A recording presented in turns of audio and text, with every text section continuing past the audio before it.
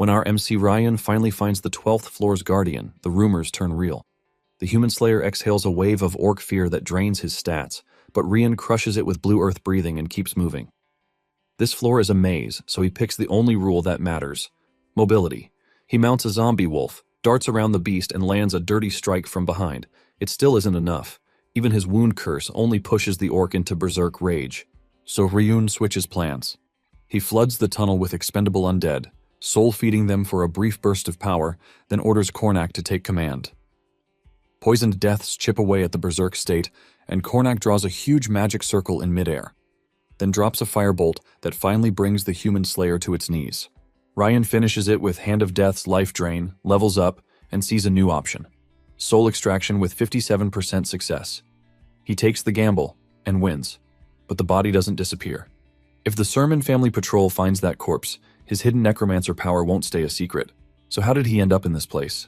The story starts with echoes of screams and pain emerging from a basement, and when the light pans into the basement, we see our MC, Rian Sarman, being tortured by a white-haired dude. The dude takes fun in inflicting pain on our MC, who is supposedly cursed. He has done a lot to hurt Rian that he expects him to die, but he is still holding on to life. In pain, Rian tries speaking out, but he can't because he is already missing his tongue. The white-haired man walks away in disappointment, saying he couldn't get anything useful out of Ryun, despite the fact that he was from the Sermon family. Apparently, the white-haired dude is named Sons Phaeton, and this is the third year he has been tormenting Rian after he wiped out the Sermon family. Talking about the Sermon family, they are a prestigious family guarding the front line against monsters that are known to constantly emerge from the Dark Zone and attempt to invade the continent of Drea. There are 5 great houses on the continent, but Sermon is the mightiest and most renowned house. However, the sudden disappearance of Ryun's father and his elder brothers has caused the house to decline at a terrifying speed. Seeing this chance, the Phaeton house made their move to crush the Sermon family. Apparently, they wanted the blessing passed down in the Sermon line, which is the blood of the dragon. Those who carry this blood become 7th Circle Archmages at the young age of 10 and Swordmasters at 15. However, Ryun wasn't among them because once in several centuries, a curse appears in the house. This is the curse of the Demon King Arkan, and it was passed down to Ryun. Because of this annoying curse, Ryun couldn't learn swordsmanship or magic. Ryun is devastated because he knows that Phaeton would never have dared to make a move against them if he had the strength he needed to defend the family. However, Ryun is tired of regretting everything that happened because he knows that the end is near for him.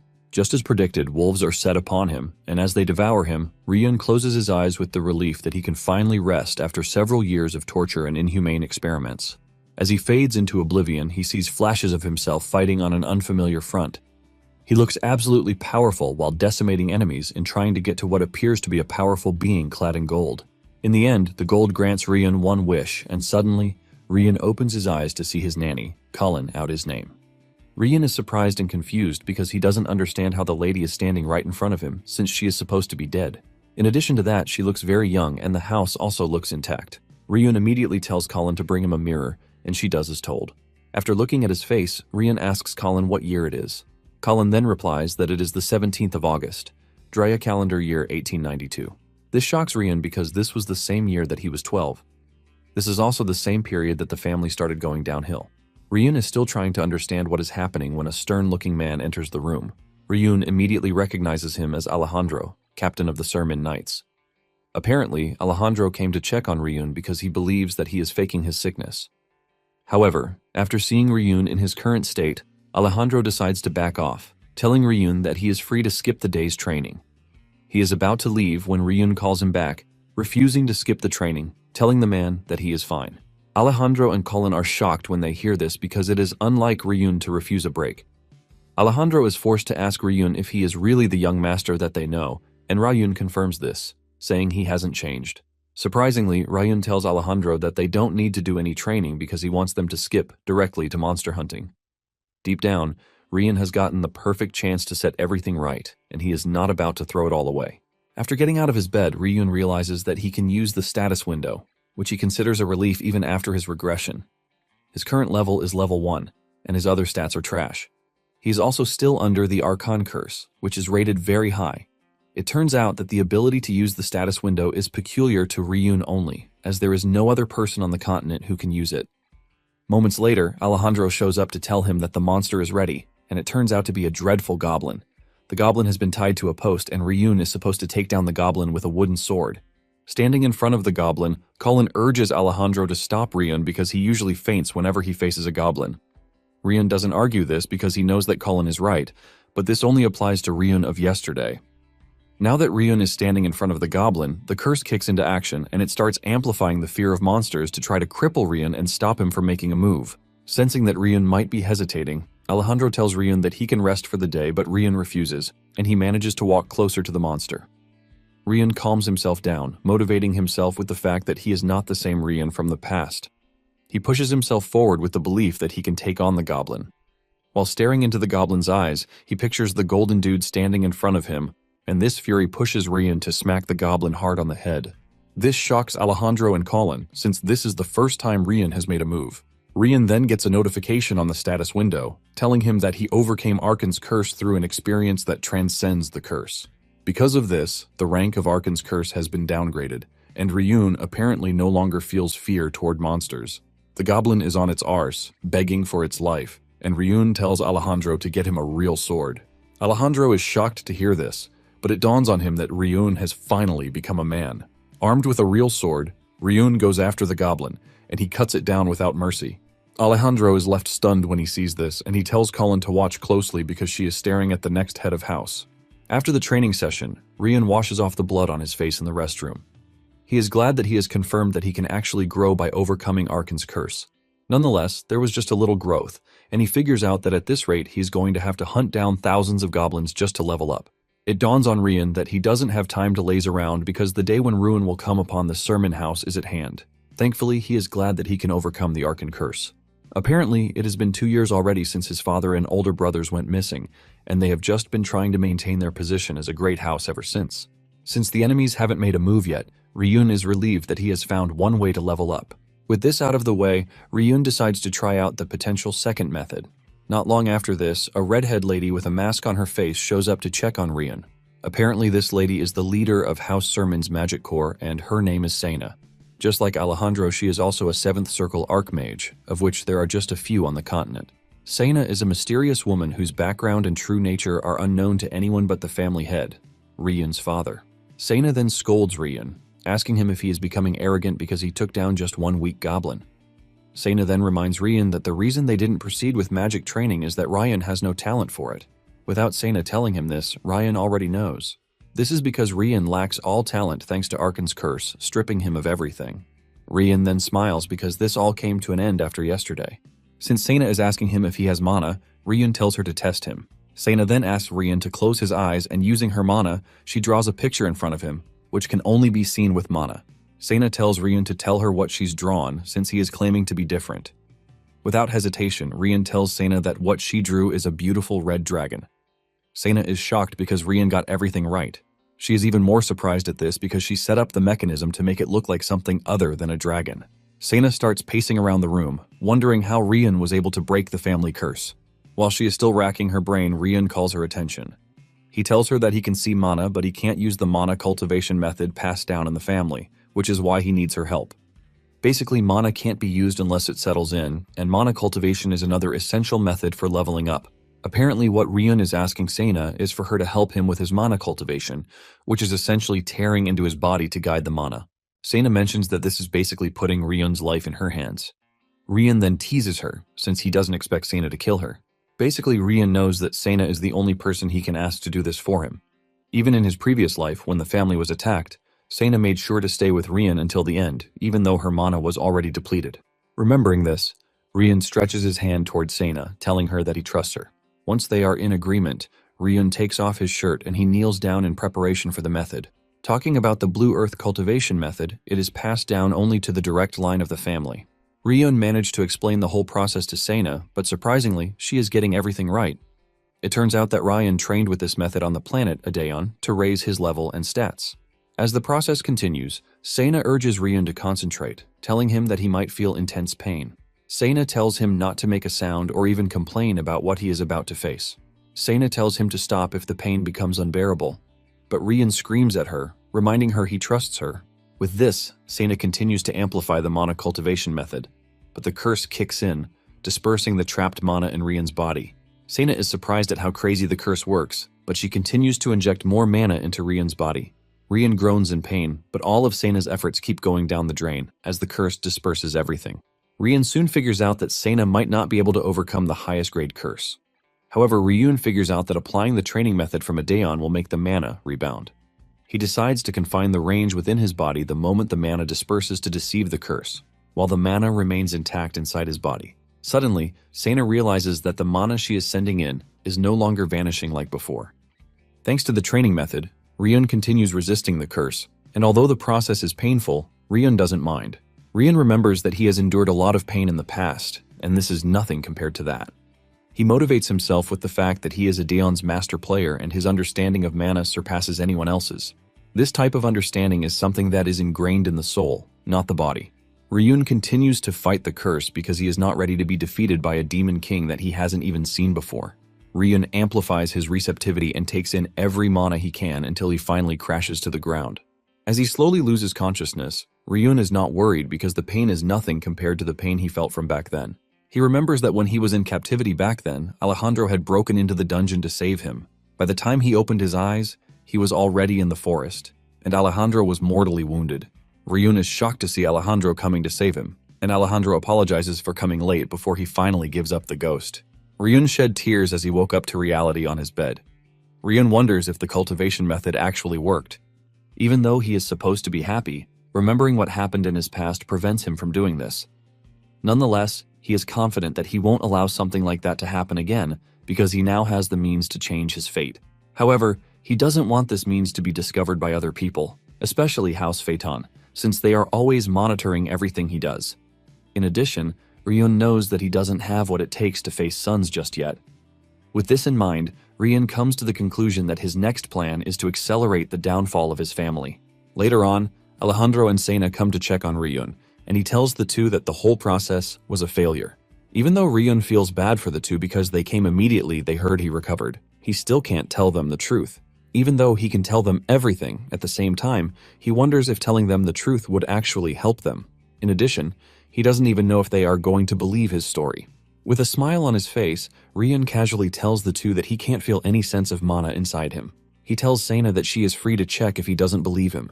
Ryun stretches his hand to Seina, who agrees to check it. Seina tells Ryun that she doesn't know why he is denying his success, but she wants to confirm this herself. She activates the mana detection skill, and to her surprise, she can't find mana inside Ryun's body. She's confused by this because after the process yesterday, she sensed mana flowing inside Ryun's body. Totally disappointed, Seina walks away with tears in her eyes. After Seina's departure, Alejandro tells Ryun not to be too disappointed about the mana transfer failure because the monster hunt was a success and he can just focus on swordsmanship. Ryun then shocks Alejandro, telling him that he can't actually carry out the monster hunting a second time. Ryun tells Alejandro that after the first one, even eating became difficult for him. This leaves Alejandro totally disappointed and choked up. 2 months after this, Ryun didn't step out of his room. Colin got seriously worried because only the madam of the house is making moves to try to keep the family afloat. The other attendants and servants then ask Colin if Ryun has stepped out of his room, and she says no. One of the attendants expresses his disappointment that Ryun has remained in his room over the past couple of months. Another one believes that Ryun is about to die, which is why he has suddenly changed. Colin argues with them, telling them that they are wrong because Ryun tried so hard to meet everyone's expectations. Apparently, Ryun is called the ruin of the Sermon family, and he isn't called this in the estate alone. Even in the kingdom, people have gone further to call him the Sermon family's delinquent. It turns out that the number of employees quitting is now becoming higher every day. One of the attendants, talking to Colin, lets her know that he is also planning to leave when the month ends.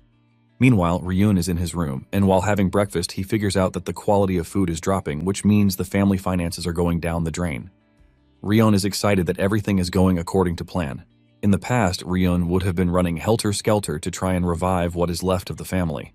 However, his current self is already experienced enough to know that he has to lie low to make the enemies drop their guard. Ryun is excited because the time to wipe out his enemies is close already. In the past, the downfall began with the disappearance of the family head. After this, the brothers and the mages went searching for him, but none returned. Thanks to this, the family lacks both manpower and resources to send more search parties. This has caused the once bustling training grounds inside the estate to be filled with a bunch of incompetent knights and unmotivated servants.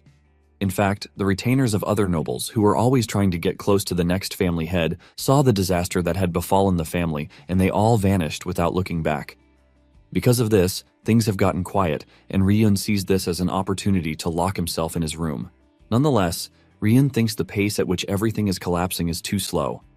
There is a saying that it takes 3 generations for a wealthy family to fall, but Ryun doesn't have that kind of time on his hands. Moments later, Cullen enters the room with a smile on her face to tell Ryun that it is time for training, and Alejandro is waiting for him. Ryun immediately slides under his duvet, telling Cullen that he also wants to rest for that day. However, Cullen isn't going to take no for an answer, and she grabs Ryun from under the duvet. Apparently, Cullen is doing all of these because she is determined not to leave the house in its time of need. Cullen then carries Ryun to the training ground where Alejandro is waiting for him. Moments later, Alejandro starts screaming, telling Ryun that he is holding the sword in the wrong way. Ryun cannot believe just how stubborn Alejandro is because he hasn't given up since. Even though Ryun wants to repay their loyalty and passion, he is not ready to tell them that he has been secretly training at night. In fact, he has been using the body control skill, which is a skill from Adion that was useful for assassination. This skill deceives others about the body's condition, and at the moment it is half-activated. After swinging for a while, Ryun throws off the sword under the pretense that he has to use the bathroom. When Ryun gets to the bathroom, he figures out that the skill is still too unstable to use because if he moves too abruptly, the control is going to break. Ryun then checks out his status and realizes that he is currently on level 3, and there has been a bit of progress in his other stats too. Ryun figures out he is going to level up faster and more efficiently once his stats hit the 20s. Ryun plans to get a ghost job like a Dion and also raise the Necromancer and Assassin to higher tiers too. Just then, Ryun steps out of the bathroom to find Alejandro talking to the chief butler, Truno Hilda. Truno apologizes for interrupting his training session and mentions that he has something for him. He brings out a letter, and since this is not his first time, Ryun already knows what the letter is. Ryun opens the letter, which turns out to be an invitation to the birthday party of the Darren Kingdom's second prince, Kyle Darren. Apparently, this is the final puzzle piece of the Sermon family's downfall, and Ryun is excited for it. Soon afterward, Ryun and Truno depart on their journey to the capital. The moment they left the estate, Ryun fell asleep and only woke up hours later.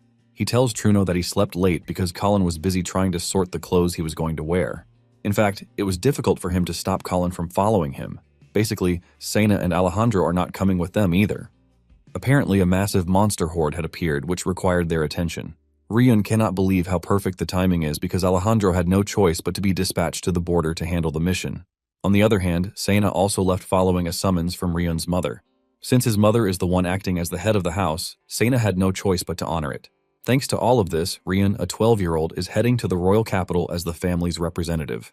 Truno notices that Ryun is worried, and he tells him that there is nothing to fear because there is no one in the kingdom bold enough to lay a hand on the direct line of the Sermon family. Ryun cannot agree to this because he knows that this notion is only applicable to the Sermon of the past, but not the current Sermon house. Even in the past, sending a servant to the capital during a royal event would have been enough. However, now that the family has fallen, the family head has no choice but to personally attend the prince's birthday party. Nonetheless, Ryun is not worried, since he was the one who created the situation. Not long after this, they arrive at the capital of Darren Dearborn. Upon arriving at the estate, they are welcomed by Kyle and his servants. Truno and Ryun bow their heads to pay their respects to the prince. Truno talks about the prince's hospitality, but Ryun cannot believe his ears. This is because from the city gate to the royal castle, Ryun could feel the gazes of the citizens staring at the carriage. They are all worried that the sermon is already collapsing, and it appears that the rumors about Ryun are spreading quite well. This doesn't stop with the citizens because Ryun can even sense hidden ridicule and contempt from the nobles as well. However, Ryun is glad that everything is going according to plan. Since they all have a textbook about him being a failure, Ryun decides to play along. 5 days later, Ryun hasn't stepped out of his room and the servants are worried. They expected Ryun to be moving around and making friends with other nobles, but he is not doing any of this. The servants then send the youngest among them to Ryun's room, and surprisingly, Ryun tells the dude that he is going to attend the banquet that is being held that day. When the servants hear this, they all rejoice because their young master is finally leaving his shell. However, he wants them to keep the whole thing a secret till the event. Ryun knows that the servants would finally calm down after getting a chance to go to the banquet. Apparently, Ryun has been training for the past couple of days, and he is thankful that there have been no distractions whatsoever. At the same time, he is attending the banquet because he has a secret plan set in motion too, and this revolves around Sons Phaeton's attendance. That evening, Suns arrives at the hall, and he steps into the hall with his prideful self. Suns walks up to Truno to greet him, and Truno appears to be uncomfortable around the dude. Suns asks Truno where the famous Rian is because he heard that they were the first to arrive for the party. Truno is pissed when he hears this, but he manages to keep his anger inside as he asks Suns what he means by famous. Suns then adds more fuel to the fire as he talks about the downfall of Sermon, which revolves around Ryun. Truno almost loses his mind when he hears this, but he knows that Suns is a 15-year-old magician who has already reached the 5th circle. Apparently, Suns is bold enough to do whatever he wants because he has the backing of his family, but Truno is pissed that Suns has the guts to insult the Sermon family in the banquet hall. Just then, Suns mentions that everything he just said is a rumor that he heard, and even he believes that the culprit spreading the rumor should be punished. However, Truno knows that he is just talking trash because Suns is known to be a trash who started taking alcohol when he was 7, and at the age of 12, he killed a commoner from the Phaeton's family territory. Truno is about to lash out when Rian's arrival at the hall is announced. Rian looks absolutely elegant as he steps into the room, and this shocks Truno, because he wasn't expecting Rian to leave his room. Rian's elegant appearance leaves the nobles gushing about him because he looks absolutely different from what the rumors said. The nobles start to change their perspective on the Sermon family and the fact that they are on the brink of collapse. Suns, on the other hand, is pissed that Rian's entering the room has taken away all the attention that he is supposed to get. Rian then walks up to Suns, telling him that he has heard a lot about him from his older brother, Ras. Apparently, Ras was the 4th son of the family who went missing after their father. Suns tries to steer the ship in his favor, but Ryun is not done talking. He tells Suns that Ras told him that he is a very kind person because they attended the same academy together. Ryun mentions that Suns' fame spread through the academy even though he left after a couple of months. Ryun then goes into full sarcastic mode as he tells Suns that he heard all about how he helped a student who was bullied, and even helped resolve the suffering of a female student who was being harassed. At this point, Suns is already losing his mind, and Rian takes it to the extreme, talking about Ras telling him something concerning a knee. Truno quickly cuts in, saying Ras claimed Suns brought him medicine when his knee was hurting. Truno then grabs Ryun, and he drags him away from there, saying there is something he wanted to pass on to him. As Ryun walks past Suns, he can see his facial expression and the fact that he is seriously mad. In truth, this is exactly what Ryun wants, because Suns' rage is very important to his plan. Suns returns to his room, all pissed off. He smashes the vase in his room as he remembers the interaction between him and Ryun.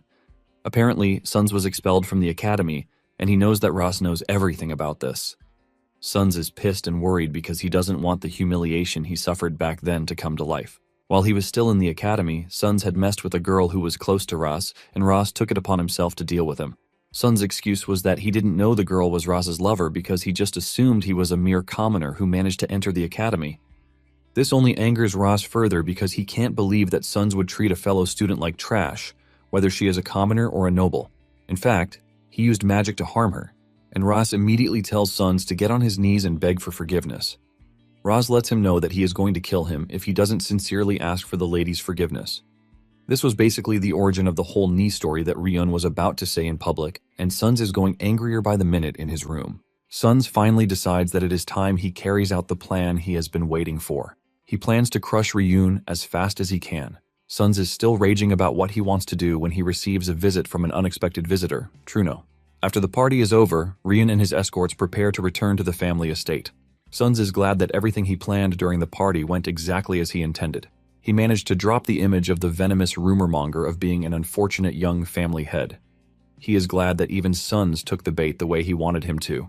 Just then, Truno tells Ryun that he was impressed at Ryun's conduct during the party because it made him believe that the spark of hope within the Sermon family hasn't fully died out. Ryun then cuts in, reminding Truno that all he did was fail to build connections with other nobles, and he even caused conflict with the Phaeton family. Truno stutters as he tells Ryun that his behavior in Suns' presence was exhilarating. Ryun smiles when he hears this, and he immediately activates the carriage's soundproofing, shocking Truno. Ryun then tells Truno that if he actually believes that the spark of hope hasn't been completely extinguished, he would never have chosen to betray his family. Truno acts dumb when he hears this, asking Ryun what he means by this. Ryun lets Truno know that his crimes are unforgivable and serious too. However, he tells Truno that he can be forgiven because he committed the crime for the sake of the Sermon family. Realizing that Ryun has seen through him, Truno is forced to ask him how much he knows. Ryun then tells Truno that all he knows is that the situation is unavoidable, but he is going to give him a chance. Rian tells Truno to listen to what he is about to say and let his judgment remain his own, as it has always been. Rian then tells Truno everything that he has planned out, and after he is done, even Truno is shocked. He cannot believe that Rian could come up with something so sinister. This forces him to start questioning who exactly Rian is. At the same time, Truno shed tears of joy because Rian far exceeded his expectations. Rian then tells Truno that he already knows the choice he is going to make because Truno himself has stepped off the royal path. Truno stares at Rian, wondering how he is able to smile when he knows what is coming. Suddenly it dawns on him that what he is staring at is not a smile, but a cruel and chilling murderous intent. Just then, the carriage stops, and the guard asks the driver why he stopped. He tells him to keep going, but suddenly, he notices that the carriage driver is dead. This is when it dawns on the guard that they have run into an ambush, and he screams at the others to protect the carriage. A bunch of arrows come flying towards the carriage, and the leader of the unit screams at the mages to set up a barrier. The barrier is able to protect the carriage, but some of the soldiers get impaled by the arrows. The soldiers are shocked that there is someone who would dare attack the Sermon family. They are still rallying around to try to protect the carriage when information reaches the squad leader that Rian has vanished. It turns out that Truno was the one who kidnapped Rian and got him away from the scene. While they are running, he keeps applying several status-affecting spells to try to keep Rian down, but Rian dispels everything. However, he maintains the lie that he is unconscious just to see how things will play out. Rian knows that the guards would currently be going out of their minds because of his kidnapping. In his past life, he remembers that the guards poured all of their efforts into finding him, who is the last remaining direct heir aside from his younger sister. However, this caused the family's fortune to rapidly collapse, which eventually caused the Sermon family to completely fall apart. Although Rian believes that with his current state, he can use the incident to move everything to the timing he wants, so he can serve his own purposes. Before Truno was kidnapped, Rian had told him about his plan to make it seem like the family was falling apart. Rian told Truno that trying to save the house in the current situation would make the other houses make a move to restrain them. Since the house is currently weak, they don't stand a united attack from the other families. Rian reveals that this was why he intentionally spread rumors to show that the last remaining direct heir of the Sermon family is no threat to the other houses to make them lower their guard. However, even if the other families don't make a move, Rian knows that House Phaeton would make a move to completely crush the Sermon family. Rian already knows that the Phaeton house won't leave him alone until they snuff him out. Since Rian already knows this, he tells Truno that he plans to use everything to his advantage. He tells Truno that he already provoked Sons, and if he is going to make a move, it is going to be exactly when he is on his way from the royal city. Rian mentions that it would be nicer if there were an internal collaborator, and this is where Truno comes in. Rian then asks Truno to make his choice whether he is going to make the incident the peak of the Sermon family's downfall, or the signal marking the start of the Sermon family's resurrection plan. Now that everything is going the way Rian wants it to, Truno shed tears as he rides away with Rian bound to the horse. However, Rian tells him to follow the plan because this is the only way he can be forgiven. At the same time, Rian is working on his stats, and moments later, all of his stats reach level 20, which is what he has been waiting for. Not long after, Truno meets with Sons and his knights at their desired location. Sons is surprised that Truno personally showed up to deliver Rian. Apparently they have a deal, and Sons brings out a scroll containing the set of information that Truno wants. Sons assures Truno that the information was provided by a family named Asan, which means it is verified information. Sons mentions that Asan is a prestigious family in the Drea continent. It is a family renowned for assassinations and information trading. Because of this, Sons assures Truno that there is no way the family would sell fake information. Truno mentions that everything in the book contains the sightings of the missing heirs of the Sermon family. When Rian hears this, he finally understands the reason why Truno betrayed the family. Truno's conviction was to sell off an incompetent heir, Rian, so he could go after the missing older brothers who could properly lead the Sermon family.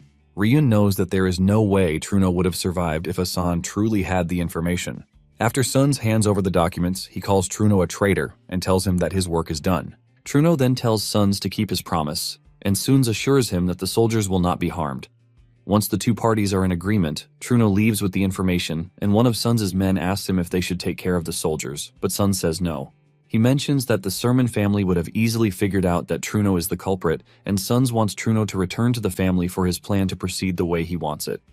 Meanwhile, Sons is exhilarated that he finally has Rian in the palm of his hand. Moments later, Rian opens his eyes in the basement with Sons staring down on him. Sons starts laughing like a maniac, making fun of Rian for being in such a pitiful state. Rian plays along, asking Sons what the meaning of what he is doing. Suns confidently replies that he just kidnapped the esteemed bloodling of the Sermon family. Ryun then asks Suns if he knows what is going to happen next, and Suns laughs at him because he believes Ryun is not in a position to make threats. Suns walks up to Ryun to grab his head and talk to him about what he might have heard from his brother, Ras. Suns soon gets into motion and he kicks Ryun in the head, telling him that he shouldn't have defied House Phaeton. Suns laughs at Ryun, telling him that Truno actually sold him out for a piece of information about his brothers. Suns lets Ryun know that there is no one who can save him. Suns reveals that kidnapping Ryun was the foundation of the war between the Sermon family and the Phaeton family. Just then, Ryun mocks him, calling him a chatterbird that just would not shut up. This pisses Suns off, and he angrily activates a magic circle aimed at Ryun. Surprisingly, this does nothing, but Suns is not worried because he believes that Ryun only managed to buy a few seconds for himself. Suns moves closer to Ryun, and Ryan tells him again that he talks too much. Suddenly, a magic circle hits Suns in the throat, ultimately preventing him from speaking. Suns grabs his throat in pain, and Ryun lets him know that he just used a silence magic circle on him, which has sealed his upper circle magic. Ryun laughs at Suns, asking him how he plans to cope as a mage who can't chant. Suns then decides to attack Ryun with a fire volt that doesn't require chanting. Apparently, he is choosing a low-level spell because he doesn't want to kill Ryun yet, since everything he is doing is under his father's orders. Suns hurls the magic attack at Ryun's leg, hoping to cripple him, but to his surprise, nothing happens to Ryun. Since the last spell he used is a second circle spell, Suns decides to use a third circle spell with the confidence that Ryun doesn't have what it takes to defend himself. Just as he is about to unleash his attack, Ryun hits him with a mana disruption spell, causing Suns pain in his hand. He screams out in agony, and Ryun reveals that the moment a preset level of magic is cast, he has what it takes to instantly nullify it. Ryun makes fun of Suns, telling him that no matter what he does, it is all going to be useless. Since he can't use magic, Suns whips out a dagger, but before he can even do anything with it, Ryun breaks off the chains holding him. Suns is shocked when he sees this, and Ryun lets him know that breaking the chains is nothing but child's play to him. Ryun then engages another magic spell, which is a paralyzing spell to knock Suns to the floor. Suns screams in pain, and Ryun tells him to look around because this time around, the roles are reversed.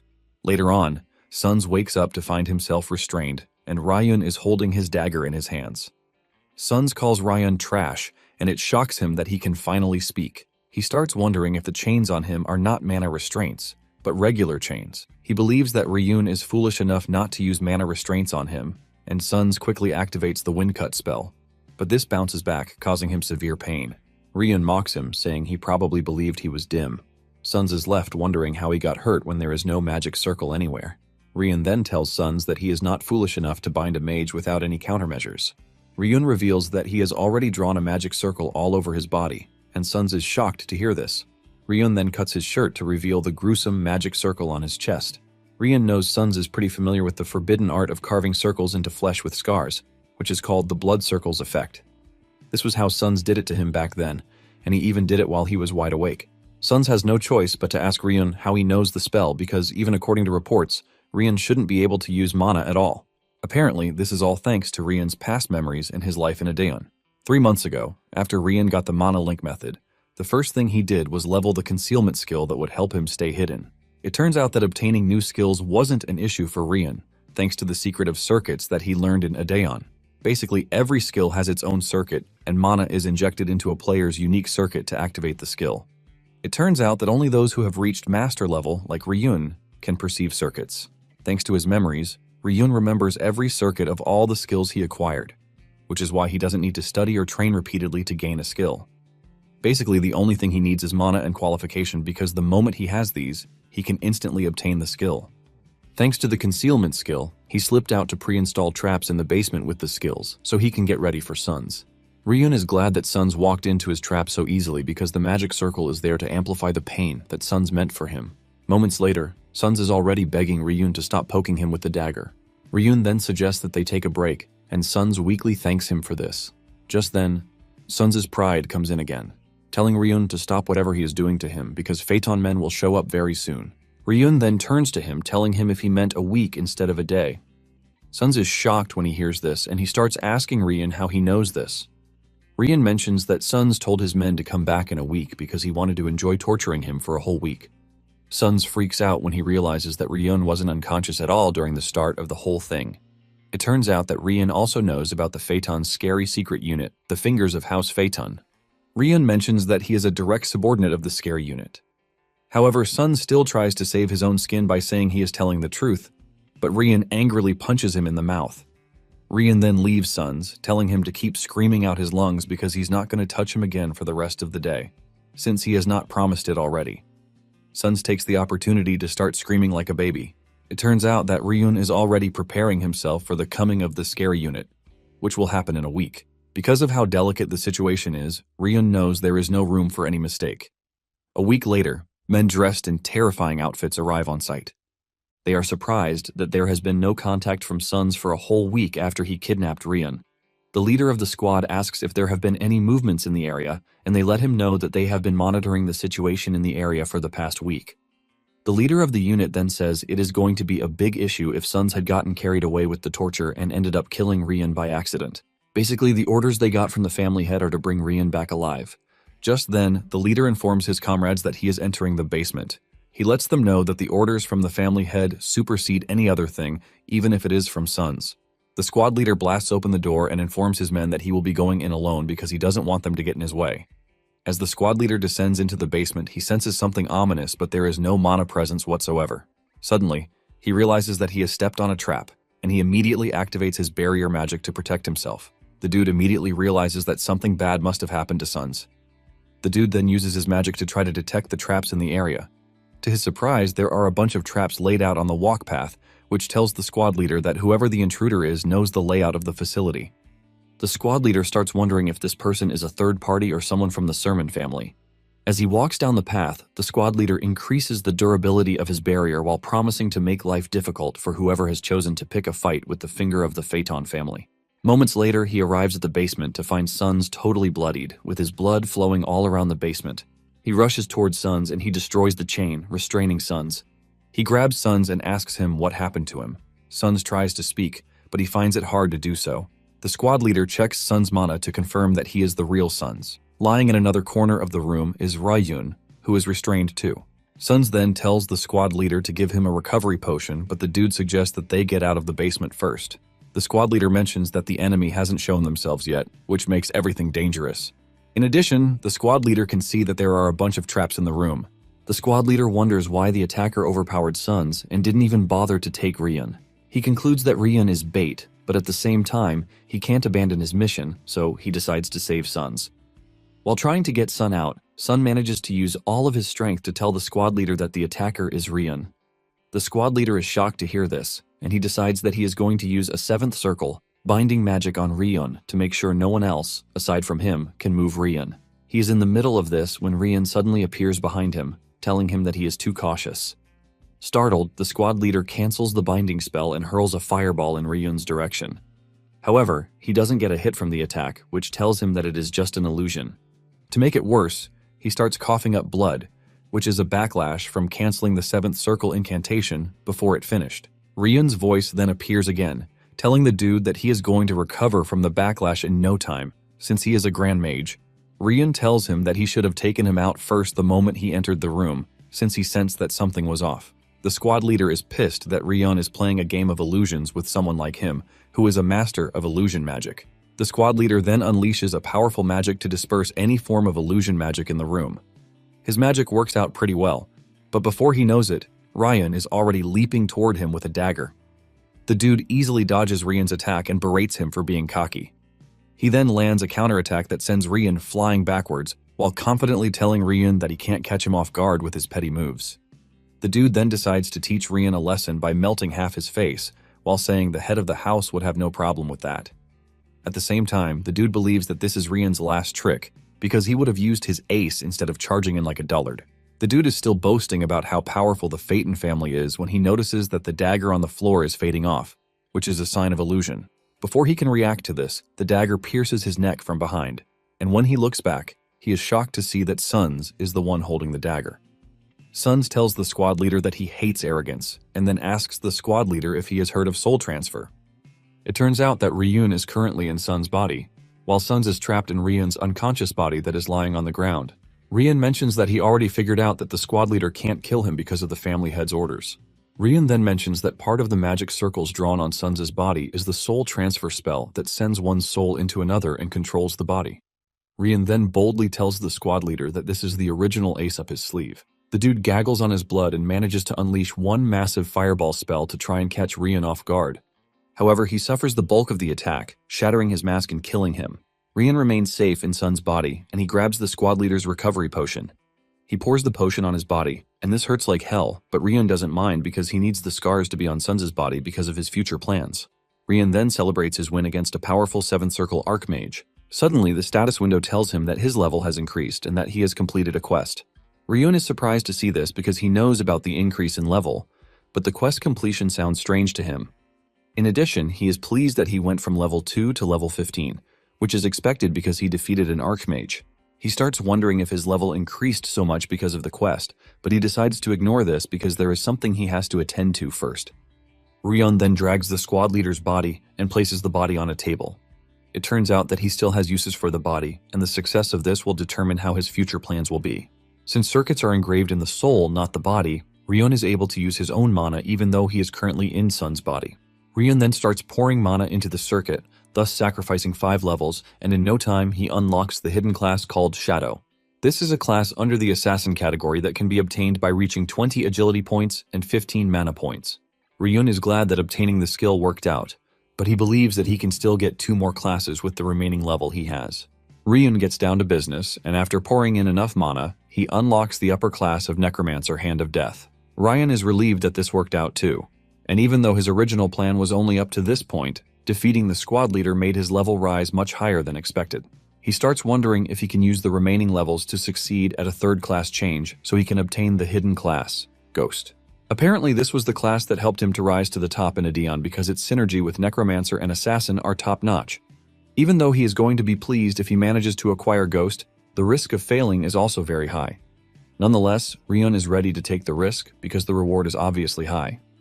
Rian then gets down to business, and he starts pouring in the mana again, reducing his levels in the process. It only gets worse as he gets a notification that his soul is wounded and needs rest. Rian can feel the pain from this because his whole body appears to be shattering, and he starts wondering if attaining the upper class is impossible. Just as he is about to give up, he remembers all the painful things he went through in the past, like Senya and Alejandro dying to save his life. This causes him to remain steadfast, even though he is hurting, and he talks about how he is ready to offer up his soul if it means obtaining the upper class of Ghost. After some minutes of battling with it, a bright light emerges, and the system informs him that he possesses a soul of sufficient size. The system also tells him that the hidden class is opening. Rian was expecting something else, but to his surprise, he got something considered to be better, which is the upper class of Ghost called Phantom. Rian is surprised because this is something he hasn't seen before. However, he believes that it is going to be similar to Ghost, since it is the upper class of Ghost itself. Now that he is done obtaining everything he wants, he figures out that it is time to carry out his original plan. Apparently, the original passive ability of Ghost is to strengthen the Necromancer's necromancy. It turns out that killing the 7th Circle Mage was also part of his plan. It is now left to pray for everything to work out the way he wants it because if it succeeds, his plan will be shortened. Just then, he activates the skill, Lich Creation, to try to get the Archmage under his command. Usually Lich Creation requires a Necromancer level of at least 70, but with a 7th Circle Mage as the material, Rian is confident that it is going to work. Rian then gets the notification that Lich Creation has failed, but a special undead creation is being activated. Rian watches in shock as an undead creature rises in the shadows and asks Rian what he would like to call it. Moments later, a loud explosion rocks the facility, shocking the unit outside. Just then, Rian appears in Sun's body, carrying his body on his shoulder.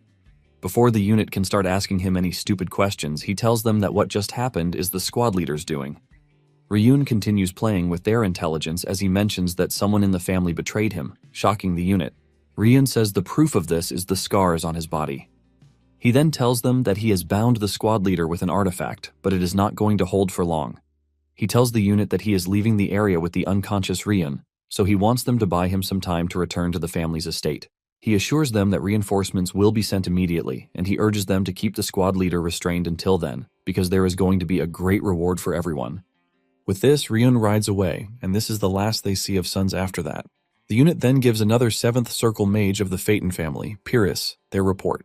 When he hears the report, He is shocked that they didn't later find any trace of his colleague, the squad leader, also known as Ak, inside the facility. He then asks the dude who came to give him the report if they are the only ones who know what happened that night, and he says yes. This turns out to be a mistake on his path, as another masked dude appears behind him and pierces his neck with his sword, brutally ending his life. Pyrrhus tells the masked dude that Sons' disappearance might be a big issue, but they are going to be in a bigger mess if it gets out that they are involved in Ryan's kidnapping. Suddenly, Pyrrhus hears a commotion outside, which turns out to be Alejandro. He is raging and talking about how he is going to kill everyone in the camp. Pyrrhus then steps out of his tent, demanding to know why Alejandro showed up at another family's territory without prior notice, when he knows that this can lead to a war between their houses. Alejandro lets Pyrrhus know that they are the ones who started the war first, and he demands that they produce Ryun at once. Alejandro mentions that everything is no longer a suspicion but a certainty because a fire appeared in the border region just 1 week after Ryun's disappearance. Alejandro mentions that they just discovered the suspicious structure and underground facility, and the Phaeton family suddenly set up a camp right in front of them. Alejandro believes that with all of this, the Phaeton family is trying to hide something. Pyrrhus then tells Alejandro that they truly know nothing about Ryun's disappearance, and in addition to this, Pyrrhus reveals that Sons is also missing. Pyrrhus then tells Alejandro that they need their cooperation in the search, but Alejandro tells him to shut his mouth. Alejandro lets Pyrrhus know that they are not going to give them any chance to mess with the scene until the Sermon family is done with their own investigation. This immediately erupts into a tense moment between the two, and standing in the distance is Truno. He is surprised that Phaeton brought those troops over, and he starts praying that everything doesn't escalate into a conflict. Truno is talking about this when Sena appears on the scene, telling Truno that he has no right to run his mouth because he is a damn traitor. Sweat runs down Truno's face when he realizes that he has been found out, and Sena tells Truno that he would have been dead meat if not for Ryun's message. Sena tells Truno to keep his mouth shut and only talk when it concerns the search for Ryun. Truno then tells Sena that Ryun said he was going to leave a trace in the area, and he is pretty sure that the Phaeton family cannot locate it because only the Sermon family's peculiar cultivation method can locate it. Sena then decides to start looking for it, and she hopes that she catches a faint trace of Ryun's mana in the area, since he succeeded in the mana link last time. Moments later, Sena latches on to what Ryun has left for them, and to their greatest surprise, it is Sons who is hanging from a tree. On Sons' body is a writing pointing out that he is the kidnapper, and that he should be punished. Below his legs is a letter left by Ryun, and Sena quickly grabs the letter. Apparently, Ryun left the letter there because he knew that only Sena would be able to find it. It turns out that Ryun actually had the idea of taking over Sons' body to destroy the Phaeton family from within, but since the head of the family is an 8-circle mage, Ryun believes that he might notice the soul transfer. In addition, if he returns to the Sermon family, the incident might spark a war between the two families, and the current Sermon family doesn't have what it takes to withstand a war. This leaves him with the third option, which is to completely disappear. However, he decides to leave an explanation for Sena before doing so. After Sena is done reading the letter, Truno asks her about the contents of the letter, but she ignores him and just burns the letter. Sena then tells Truno that it is time they return home because there is going to be a lot for them to do from that moment forward. Later on, a young boy named Ryun is seen running through the streets, and there is no doubt that Ryun is the same person as Ryun. Ryun runs into an old dude who tells him to head to the guild because the leader is looking for him there. 3 months after the whole issue, the scene shifts to Phaeton, the royal capital of the Phaenstroy kingdom. Apparently, the tension between Sermon and Phaeton has become a popular topic among the people. Apparently, the people believe that the genesis of the issue is that a traitor from House Phaeton kidnapped the last bloodline of House Sermon. However, House Sermon later accepted reparations from House Phaeton. Since Sermon couldn't find its kidnapped son or even the culprit, some believe they shouldn't have accepted the reparations. Somewhere in the corner is the Phaeton branch of the Assassination Guild, Martong, and 2 top members are seen discussing the whole issue between Sermon and Phaeton. One is the branch manager, Sapphire, who is a second-class assassin, and the other is a dude named Duns. From what they have heard, it is said that Truno was executed by Alejandro for cooperating with the traitor. Moments later, Ryun enters the room to see Sapphire. Sapphire takes Ryun to her office, where she shows him an official letter recommending him as a member of the Martong Guild. However, there is still one test that needs to be passed, and Sapphire lets him know that this is going to be his first real mission.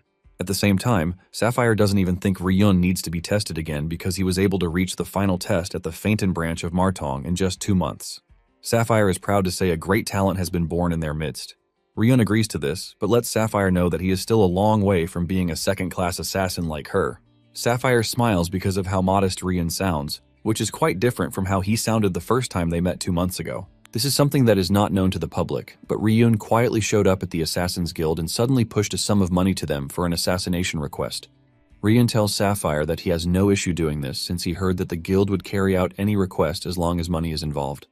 Sapphire then tells Rian that it was not about the money, but she had the gut feeling that she might never meet such a unique client again.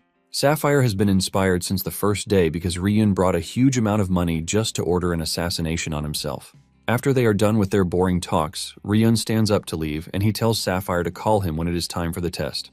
After Ryun is gone, a strange dude clad in a purple aura emerges in the corner, asking Sapphire if she accepted Ryun into the guild because of her feelings, but Sapphire tells the dude that it is more than that. She mentions that Ryun actually joined Martong and finished all the assassination training in just 1 month. The reason why this is unique is that the same training is supposed to take a minimum of 5 to 10 years, which makes him a great talent. Sapphire then asks the dude, Cal, if he has finished his investigation. Cal mentions that he has looked into the name Ryan, and everything he found was that he was found on the street and raised by an unknown master. However, his master disappeared, which is why he joined the guild to find information about his master. However, the notable thing is his assassination request on himself to prove his worthiness to join the guild.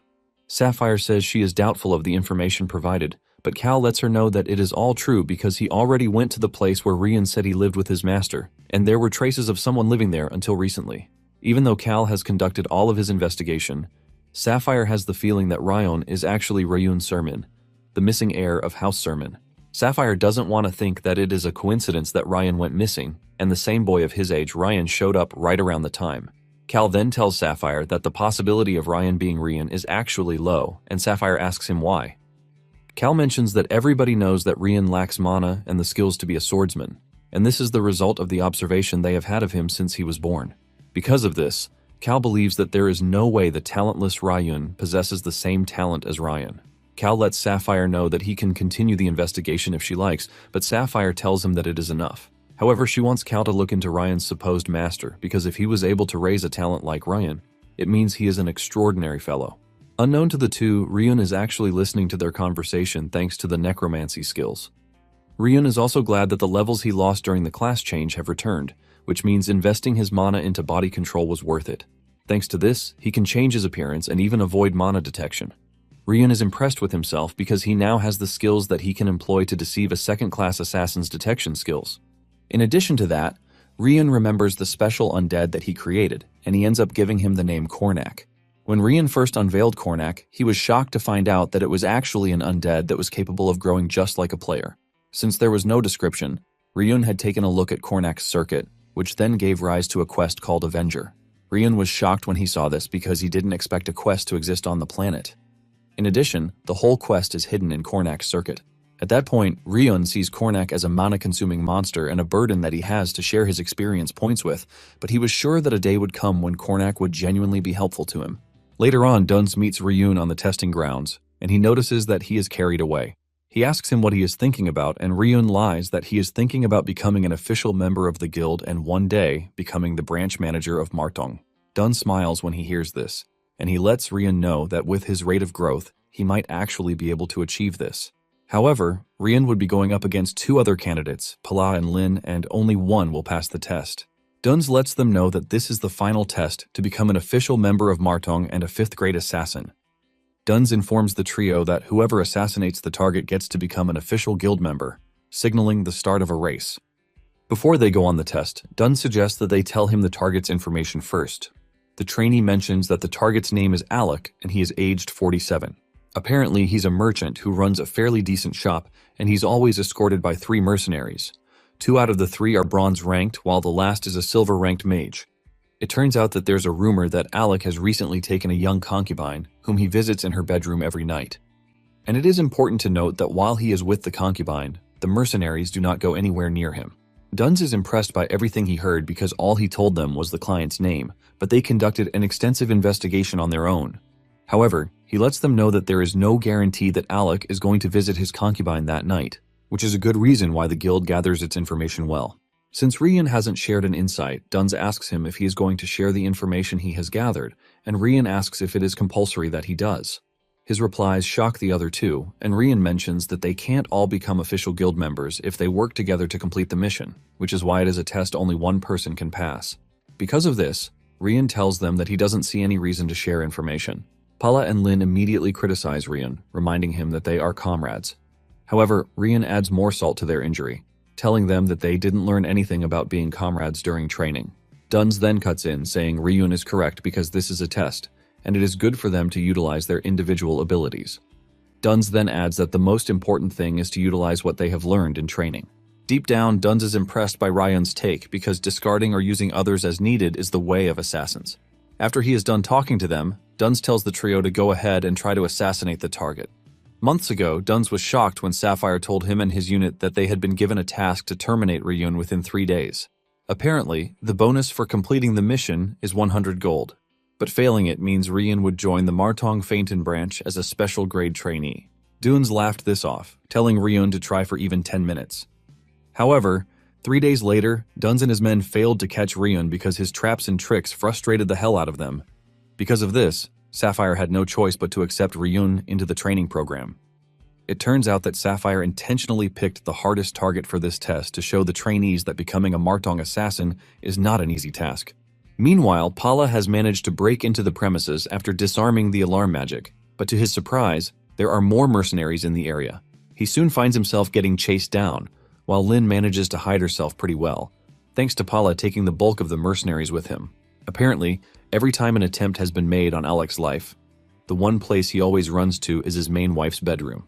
Inside the room, Alec and his wife are seen arguing about why assassins are after him. Alec manages to convince his wife that she has nothing to worry about, because the room is safe, and there are 2 of his most trusted mercs outside.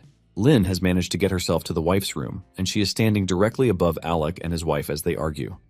Since there are just around 5 ordinary soldiers in the area, she starts wondering if a frontal assault is the way to go. Suddenly, she hears the argument intensify, and when she looks through the small hole in the ceiling, Lin sees the main wife holding a knife, talking about how she has been patient enough all this time. However, she mentions that she is tired of all of his BS because he has been taking money from his own family to fund the lifestyle of his concubine. Before Alec can react, his wife pushes the knife into his neck, letting out a pool of blood. Surprisingly, she starts shaking afterwards, asking herself what she just did.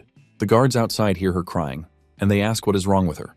On the other hand, Lin wonders if the request was a success or a failure, since the target was killed by his wife. At the same time, it dawns on her that Ryun has not shown up since everything started. Later on, Lin returns to Duns, and Lin mentions that the request was a failure because Alok was killed by his wife. Lin is shocked to see that Rian made it back before her, but at the same time she starts to wonder if Ryun even followed them to the mansion at all.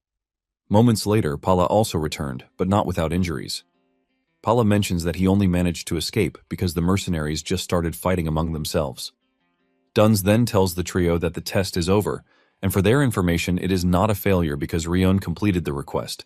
Pala and Lin are shocked when they hear this, since Alec was killed by his wife, which means the request was a failure. Duns then mentions that everything they saw was Ryun's doing because he made Alec's main wife take care of him herself. Pala and Lin hear this and are totally dumbfounded. Since they are all confused, Duns tells Ryun to explain the situation to them. Deep down, Lin doesn't think Ryun is going to answer because he would most likely answer with why he has to tell them. Surprisingly, Ryun lets them know that he is going to reveal everything.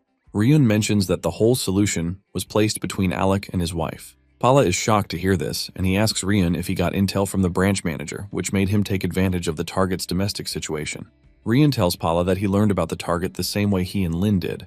Ryun tells Pala that his intel on Alok bringing in a new mistress is correct, and the information on his guards is also correct. However, he lets them know that he already finished digging into these details himself. Ryun mentions that while the two are still trying to figure out a way to kill Alec, he was simply moving according to the plan he had already prepared.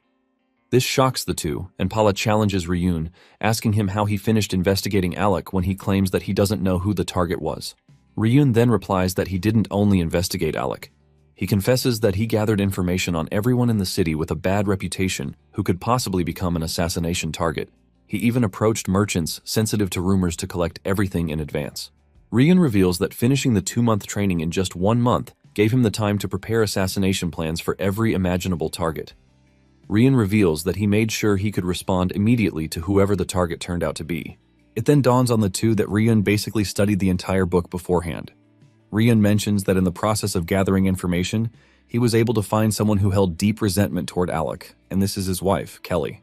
Ryun approached Kelly, who was already mentally cornered because of everything her husband was doing. Ryun then proposed a solution for her, which is to hire the Assassination Guild. The moment Ryun mentioned this, even Duns is left dumbfounded. Ryun reveals that Alec had ignored his wife and kept bringing in mistresses. He was even doing all of this with money he received from her family, and this made Kelly hate him enough to want to kill him. At the same time, Kelly didn't want him to die, so Ryun told her that if she hired extra mercenaries and reinforced security, Alec would remain safe and only be frightened. Ryun then told her that whenever he came to her, she should frame the commotion as a scheme orchestrated by the mistress and a secret lover, so it would make Alec come back to his senses. Since she was always drunk on alcohol, she swallowed the story too easily. If things had only progressed to that point, everything would have turned out exactly as she wished. But right before the assassination began, Ryun told her one more thing. Ryun told her that the money Alec used to meet his mistress and buy her gifts was entirely taken from her family under the pretext of business funds. The moment they hear this, Duns and the others realize that from the very beginning, they were all playing to Ryun's tune. Duns then mentions that there is still something he cannot accept, which is that no matter how furious Kelly was, there was no way she would stab her husband to death. Ryun replies that he might have helped her a bit because he mixed an alchemy potion into the liquor delivered to Alec's home.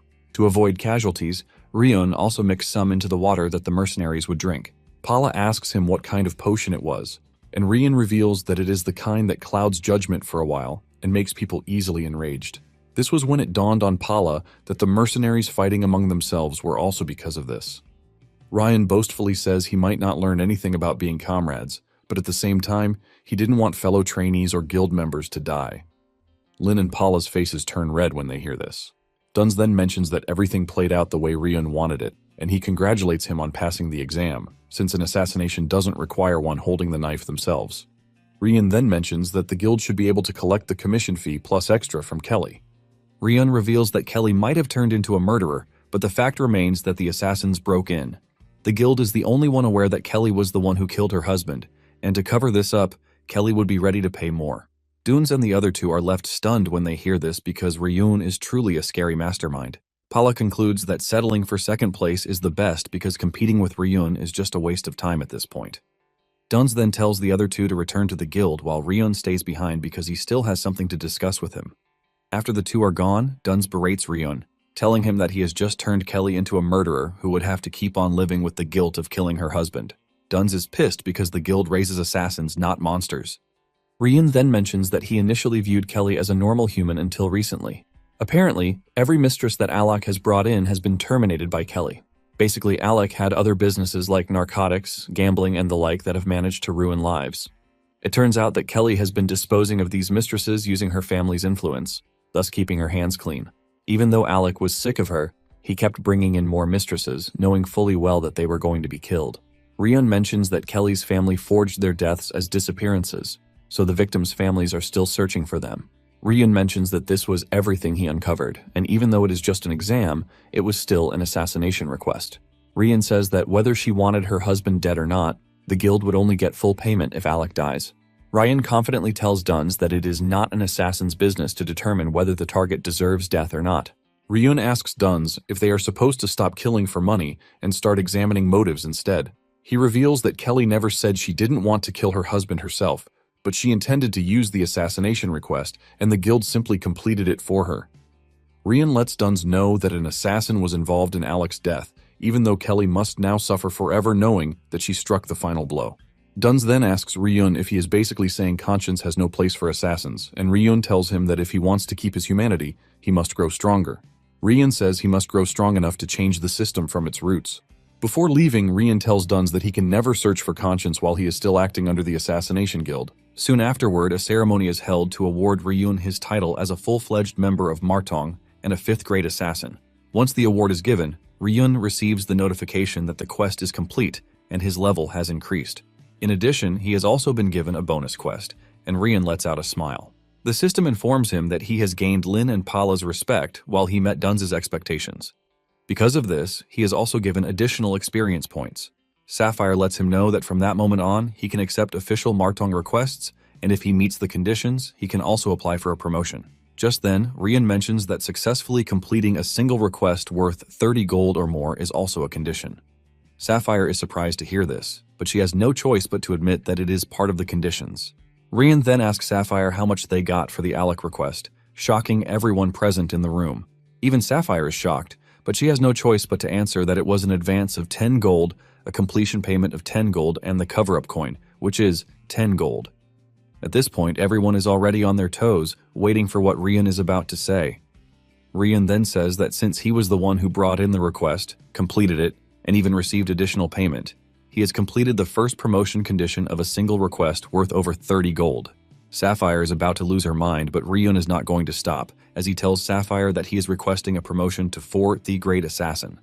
Sapphire angrily asks Rian if he is not being too arrogant already. Sapphire says she acknowledges all the feats he has shown so far, but she believes he is already looking down on them.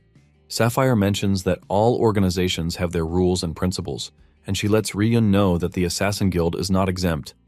She mentions that only 4th grade assassins upwards are considered to be truly legitimate. She lets Rian know that everyone builds up their skills, and they usually take pride when they finally rise to the rank of 4th grade assassin. After saying all of these, Sapphire tells Rian that he has disregarded everything she just mentioned. Sapphire admits that his promotion conditions might have been met even though it is not perfect. However, she lets him know that doing this will only earn him resentment from everyone. Sapphire then turns around to try to leave, saying she is just going to ignore what Rian said, but Rian calls her back, saying he has no intention of withdrawing his promotion application. Sapphire is about to lose her cool when Duns cuts in, asking her if he can say something since he is Rian's test supervisor. Sapphire gives him the go-ahead, and he mentions that Rian is qualified to take the 4th grade promotion test as it is. Duns says it is not a matter of looking down on them, but rather because he showed something crucial during the test. Sapphire demands to know the crucial thing that Rian showed them, and Duns mentions that Rian was able to display pure physical capability. Duns says Rian fully utilized the abilities of an assassin. Lin and Paula are confused when they hear this because Rian basically succeeded in the assassination, mainly with clever tactics. Duns continues by reminding Sapphire that the 4th grade promotion exam is something impossible to pass without physical ability. Duns believes that they have gotten a chance to gauge what level of skill Rian possesses. In addition, Duns thinks this is an avenue for them to teach Rian a painful lesson. Everyone present in the room basically agrees to this because Rian mostly lost them during the tag game, using traps. After hearing everything Duns has to say, Sapphire has no choice but to grant the promotion test. She mentions that the test is something that even fully prepared assassins usually risk their lives for, and she asks Rian if he is prepared. Without hesitation, Rian tells the lady that he is up to the task. Later that night, Rian had dinner with Duns, Lin, and Paula. They ask him if he is prepared for the test, and Duns mentions that the test won't be held for at least another month or two because they need to provide a suitable target. Duns wants to know if Rian will be training in the time period, but Rian shocks them, revealing his plan to rest until the test. Rian adds that he plans to leave the territory since he is now a full member of the guild and he is allowed to leave for a while. Duns confirms this, and Rian reveals that he is going to be back before the test. Since there is nothing holding him back, Duns tells Rian to do as he pleases. Apparently, after this rest, there won't be much free time again because from 4th grade onward, one is required to always take on requests. Not long after this, Rian parks his things and heads out, and it appears that he is heading to the Dark Zone, known as the Hatland of Death. Later that night, an entourage runs into Rian, who is kneeling in the middle of the road. The captain of the guards, a red-headed dude, Kenil, screams at Rian, asking him what he is doing there. With tears in his eyes and a bandage around his ankle, Rian reveals that he sprained his ankle. He asks the group if they can take him to the village up ahead because he can barely walk. Rian acts pretty well, saying he might actually die if the sun catches him in such a bad place, which is why he sat where he hoped someone might actually pass. Kenil then tells Rian that he could have gotten himself killed because stopping a noble's carriage that is on an official duty actually warrants such punishment. Rian then tells Kenil that they don't appear to be on official duty because they are taking a covert route instead of the main path. Rian let out tears as he urged Kenil to save a poor young boy like himself. Just then, the noble inside the carriage tells Kenil to let Rian into the carriage, but Kenil refuses. The noble then suggests that Kenil put Rian on one of the horses, and even though he is against the idea, Kenil has no choice but to put Rian on his horse. As they continue on the journey, the other soldiers don't waste the opportunity to make fun of Kenil, telling him that the kid suits him pretty well. The soldiers then ask Rian for his name, and he introduces himself as Ryan from Fainton. Kennel lets Rian know that he is lucky to have met the kind, noble lady that they are escorting. Unknown to them, this is not luck but careful planning from Rian. The lady they are escorting is Saint Rose of the House Rose, who uses the rose emblem. While Rian was investigating the route for his journey, he realized that Rose and her entourage would be taking the same path as him. Apparently, they had been living quietly in a remote region of Feinstroy, but suddenly, the head of the family died, and Rose set out for asylum. Because they are a small border noble house, the soldiers escorting her are not even proper knights. They were basically House Rose private soldiers, and as they embarked on the asylum journey, they were appointed as knights. Moments later, Rian hears the soldiers talking about the downfall of the House Rose, and they believe that this was caused by House Sermon. Rian is surprised because, with all of his investigation, there is no indication that House Sermon was involved. Just then, Kennel asks the soldiers how they think House Sermon is at fault, and one of the soldiers reveals that he heard something.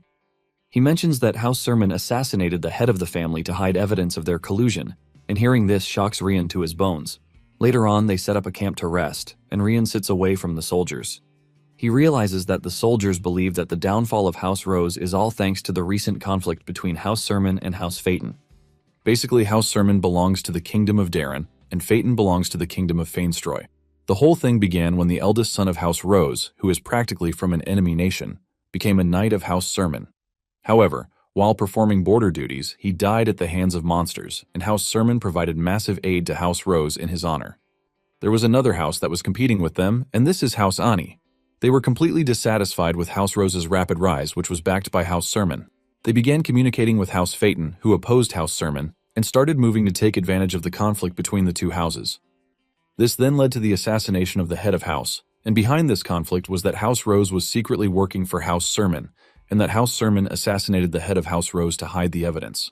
However, House Rose protested that their family member's death was actually an assassination commissioned by House Ani.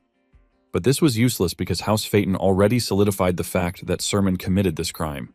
Realizing that they stand no chance, since the head of the house has died, House Rose has no choice but to set out on the path of asylum to the Grand Duchy. Basically, the ones who know these facts are Kennel, who was just appointed as a knight and stayed by her side, and a few close associates within House Rose who abandoned Saint Rose and left. Because the knights are not true knights, Rian believes that the asylum journey is going to be a difficult one. At the same time, Kennel tells the soldiers the true story about everything, revealing that the person who is after Rose is the second son of the Ani family, and not the Sermon house. He adds that the asylum request was even made possible thanks to House Sermon that helped them secure the approval of the Kingdom of Darren. Kennel mentions that Sermon scraped together whatever it is they have left just to make sure they support House Rose. When the soldiers finally hear this, they raise a toast to House Sermon for being goated. One of the soldiers then offers Rian a bowl of soup, and Rian accepts the soup. They believe that Rian is already tired of the story, but little do they know that he is deeply tied to House Sermon. Rian then asks the soldiers if they are fine with him listening to their stories, and they let him know that there is no issue with this. However, they believe that the one suffering the most is Saint Rose. Deep down, Rian agrees with this because the soldiers haven't even understood how dreadful the situation is, and believes that this is because of their lack of experience. Rian knows that the Ani family would definitely not be satisfied with just killing the head of the family. It turns out that the worst person in the Ani family is the second son, who is not even 20 yet, but has had 3 assassination requests rejected by the guild for being too messy. The dude is basically a vicious brat who likes to pick on the weak and poor. Rian also heard that the dude doesn't joke with his own security, which makes it quite impossible for him to be assassinated. Since this is the type of person coming after Saint Rose, Rian doesn't think they have the time to be sitting around having a peaceful campout. Just then, Rian notices that they are being watched, and he starts thinking of killing them. However, he bins this idea because the enemy would have already reported the route they are taking. He figures out that he would just dig traps to slow their pursuit. Later on, Rian shows up looking all dirty, and when the soldiers ask him where he has been, he mentions that he slipped while he was relieving himself. Unknown to them, Rian was out there digging traps for the enemy. Rian believes that he has laid enough traps already for the enemy, and since he has gathered the information he wanted, he can freely go on his way once they get to the next village. The next morning, they arrive at where Rian is going to head down his own path, and he thanks them for giving him a ride. Kennel then asks him why he is going to a village that is close to the Dark Zone. Rian mentions that he works as a peddler, and he is planning to buy monster materials in the village and sell them in Phaeton. Just then, Kennel gives him a recovery potion, telling him that it is from Sainton. Kennel says Saintin believes that his injuries haven't healed yet and he is going to need the potion. In addition, Saintin said they were able to find a moment of peace thanks to Ryun. Ryun appreciates the gesture and he thanks them for it. As they turn to leave, the soldiers use the opportunity to tease Kennel again, saying he is a good man because he would have helped Ryun even if Saintin didn't tell him to. Kennel is forced to scream at the soldiers to get a move on before they reveal all his secrets to Ryun. After they are gone, Ryun gulps up the recovery potion, and he hasn't even finished this when 6 dudes on horses appear on the scene. Without a doubt, he figures out that they are after Saintin. 2 of the pursuers are ordinary mercenaries, 2 sword beginners, and a mage. However, there is a last dude who has his face covered under a hood, but without a doubt, Ryun knows the person is a noble. Since the person is a noble, Ryun quickly figures out that the dude is Ani family's second son, Garuta Ani. As they ride past him, Ryun realizes that the pursuers are stronger than he expected, and it also appears that his traps were not able to hold them. Ryun is about to start complaining about doing too much work for a bowl of soup when he realizes that he was given a bottle of recovery potion that cost about 20 silver. Ryun knows fully well that House Rose stands no chance because they are going to kill the soldiers and then kidnap Saintin. However, Ryun finally decides to step in as he counts the potion as advance pay. Because he has to be quick and effective with his plan, Ryun decides to borrow Cornac's help, and he summons him to hand him his first job. Moments later, Kennel senses the danger behind them, and he tells his comrades that they need to move quickly. Kennel tells Saintin to hold on, because the carriage might get shaky a bit. His comrades ask him why they are suddenly hurrying up, and he tells them that they are being pursued by people with mana. Kennel urges the team to get a move on, because they are almost at the border of where they are going. Kennel tells 2 of the soldiers, Guyan and Shaku, to take Saintin and run to the border just in case they catch up with them. He mentions that the Ani family would not be able to do anything again once they reach the border. It is pretty obvious that they won't want to clash with the Darren border guards. Kennel then turns around, telling them that he is going to buy them some time. As they ride away, Kennel closes his eyes and heaves a sigh of relief because he knows what is about to come next. Even though he was just knighted by luck, Kennel is still willing to give his life for House Rose. Moments later, the pursuers run into Kennel, and he demands that they stop right where they are. Kennel gets off his horse, and he aura farms as he moves toward the pursuers, demanding that they withdraw immediately or die. Garuta laughs when he hears this, and he tells Kennel that being knighted doesn't mean anything. Garuta takes off his mask, and one of the soldiers asks Garuta if it is okay that they reveal themselves. Garuta then mentions that they are going to kill everyone except Saintin, so it doesn't really matter. Garuta sends the 2 sword beginners after Saintin, telling them to bring her to him before she gets to the border. Kennel prepares to stop the 2, but a magic blast flies toward him, forcing him to move out of the way. Kennel gets hit a bit, causing him to cough up blood. He realizes that there is a mage among the pursuers, and he looks pretty dangerous. Garuta then tells Kennel that he doesn't have to worry because a knight like himself will handle him. Just then, an experienced knight gets off his horse, and Kennel is shocked when he realizes that the person standing in front of him is Commander Siso, who was the commander of the Rose Knights. Kennel demands to know why he betrayed House Rose, and Garuta cuts in, saying it is all for the money. Since the Rose family is gone, Siso says there is no way he is starving to death. Garuta then goes after Kennel, swinging hard at him. Kennel is surprised to see this, asking Siso if he has no sense of knighthood. Siso replies that the world has changed and there are no morals anymore. Kennel stands no chance against Siso, and he soon gets disarmed. Siso urges Kennel to give up because he can actually serve better under a new master. However, Kennel rejects the offer, and this pisses Garuta off. He tells Siso to finish Kennel off so that they can continue the pursuit. Kennel gently goes on his knees, ready to be executed, and Siso lets him know that he is sorry for what he is about to do. Just as he is about to take Kennel's head off, Siso gets hit from behind with a magic blast. The group frantically turns around to see Cornac staring at them with a menacing expression. Siso is still running his mouth when Cornac sends off another wave of magic blasts at the whole group. However, the mage among them manages to block the attack, but he confesses that Cornac is quite strong. Siso, on the other hand, gets caught in the magic blast, ultimately dying. On the other hand, the 2 sword beginners have killed the other soldiers, leaving Chaku and Guyan alive. Chaku and Guyan don't want to give up even though they know their opponents are way above their league. The enemies then tell Chaku and his pal to leave because they are too weak and they are not worth wasting their time on them. Just then, Saintin steps out of the carriage to commend her loyal guards for holding out pretty well. Surprisingly, Saintin has a dagger in her hand, and she tells the sword beginners to let her guards go, or else she is going to kill herself. Saintin is pretty sure that their boss would not want that. Just then, the enemy soldier tells Saintin that she is misunderstanding the whole situation because she is not considered to be a noble, since she hasn't reached Darren. This basically means he has no reason to follow her words, and he can just do whatever he wants. Just then, one of them grabs Saintin, threatening to show her what happens to those who defy a knight who wields mana.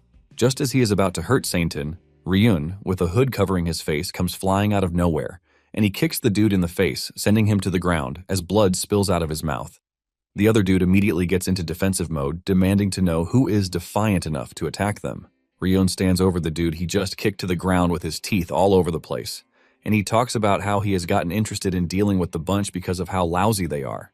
Ryun then turns to Saintin, asking her if she is interested in hiring a Martong assassin. Hearing this shocks Saintin and even the enemy knight because they don't understand why a Martong assassin is in the area. The enemy knight demands to know why Ryun is helping House Rose, but Ryun ignores him. Saintin then makes her first offer, telling Ryun that she's going to give him 30 gold.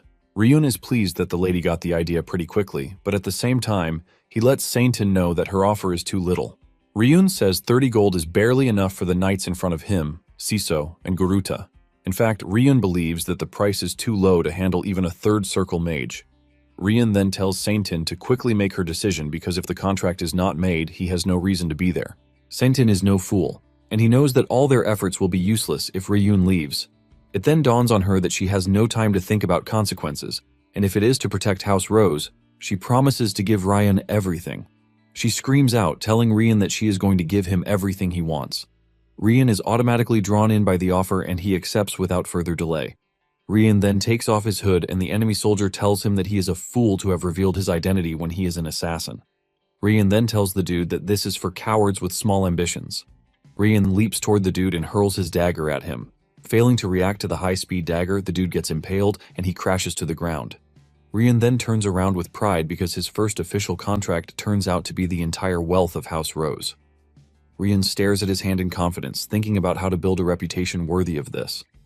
Suddenly, the dude who got impaled with a knife stands back up, telling Ryun that people like them don't go down easily. The use of the plural word immediately tells Ryun that he is not alone. Before Ryun knows it, the other enemy he knocked down earlier has gotten back on his feet, and he is coming straight for Ryun's head. However, Ryun dodges the strike thanks to his insane agility. The two then stand side by side, ready to kill Ryun for accepting a contract from House Rose. The two talk about their insane and perfect swordsmanship, which they plan to use against Ryun. They swing their swords at him, but Ryun activates body domination and acceleration before going after the two. Their first attack misses, leaving them with an illusory presence. Realizing that they are swinging without hitting, one of them suggests that they take a step back and hit Ryun with a counterattack. However, this is their mistake because Ryun is already onto them. Apparently, Ryun has already applied body weakness blackout and auditory impairment skills to dull their senses. By the time the two realize what is going on, they start to panic because it dawns on them that Ryun has necromancer skills, too. With nothing to do, the two get their throats slit by Ryan pretty easily. He kills them in the most awful way, while Saintin and her guards watch the whole thing unfold. Moments later, Kennel shows up on the scene, and he is glad that Saintin is safe. Saintin also weeps for joy when she realizes that Kennel returned to them safely. Chaku and Guyan are surprised to see Kenley hale and healthy, and they ask him if he was the one who stopped the pursuers. Kenley then reveals that he got help from a mage who suddenly appeared out of nowhere. Kornak then shows up behind Kenley, holding Gurata hostage. Kenley reveals that Kornak took care of Siso and the mage, and even managed to capture Guruta. They are wondering what Kornak is when Ryun takes control of the situation and releases Guruta from Kornak's grasp. Kenley finally realizes that the kid standing beside them is Ryun, and Saintin reveals that he is an assassin from Martong. Kenley almost pisses his pants when he hears this, and he finally realizes how Ryun was able to take care of the enemy troops. The moment Guruta hears that Ryun is an assassin, he tries to take control of the situation, and he tells Ryun that he is going to give him 3 times whatever Saintin promised him. Guruta tells Ryun that it is all about gold since he is an assassin. This pisses Ryan off and he slices Guruta in half, telling him to keep his mouth shut. Ryun is pissed that the dude is treating him like some cheap assassin when he doesn't even know what Saintin promised him. Ryun walks up to Saintin, reminding her of what she promised him, because Martong doesn't sit by and watch when payment is withheld. Saintin stutters in fear before assuring Ryun that she hasn't forgotten their agreement. Ryun then tells Saintin that he actually has no intention of collecting his due at the moment since he knows what the house is currently facing. However, he tells Saintin to submit a formal request for the promised 30 gold to the guild. As for the other balance, he tells Saintin that it is going to be a verbal contract, which is going to be a contract between them. Saintin agrees to this, and Rian tells Saintin and her entourage to continue on to their destination. He assures them that there will be no one else chasing them again. He also mentions that he is going to arrange for the guild to dispose of the bodies after they leave. He tells the group to tell the border guards that they were attacked by bandits just in case they ask them what happened. Rian says the guards are going to understand once they hear this, and the knights are blown away by how competent and smooth Rian is. Kennel is about to ask Rian something when he vanishes from their sight. After he is gone, Kenley mentions that there is more to Rian because he calls himself an assassin, but he summoned an extraordinary undead. Kenley says the whole thing is shocking, coupled with the fact that the undead spoke human language. Because of how powerful Cornac is, and given the fact that he is an undead under Rian, it shows how insane Rian's power is.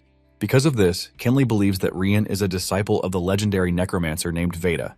Saintin and the other two freak out when they hear this, showing how crazy his take is. They ask him if Rian being able to command an undead capable of casting magic means is a necromancer like Veda. This is basically an undead that wields magic while simultaneously taking down a third circle mage and a sword beginner.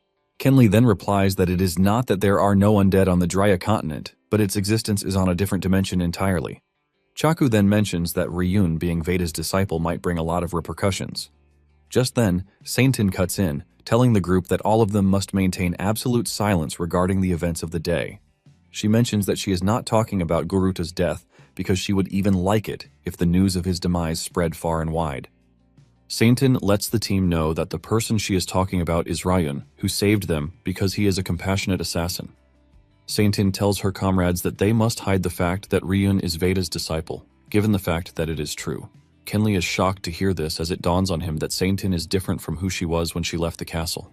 Kennel can see that Saintin no longer bears the desolate eyes that she bore when she lost everything and set out on the road to exile. Saintin then asks Kennel if he can still move, and he says yes. She urges him to return to Fainton and place a formal assassination request with Martong. She wants them to commission the fee for Guruta's assassination just as Rian told them to. However, Kenley is worried about leaving Saintin by herself, but she tells Kenley that she trusts Rian's words that there will be no further attacks. Saintin suggests that they do their best with what they can achieve at that moment. She confidently talks about how they are going to secure a firm foothold within the Darren Kingdom so that House Rose can rise back to the top. Saintin even starts dancing, and she tells her comrades to make haste, while assuring them that she is going to assist in repairing the wagon. Meanwhile, Ryun is still watching them, and he is satisfied with what he saw. Deep down, Rian knows that Saintin's dark side is about to emerge soon enough. It turns out that there was an event that caused warlocks to become taboo on the Drya continent until that point. In the past, this basically dyed the entire continent in darkness, and it was called the Black and White War. At that point in time, the warlocks suddenly rose up at the same time and began their uprising with the singular purpose to summon the Demon King.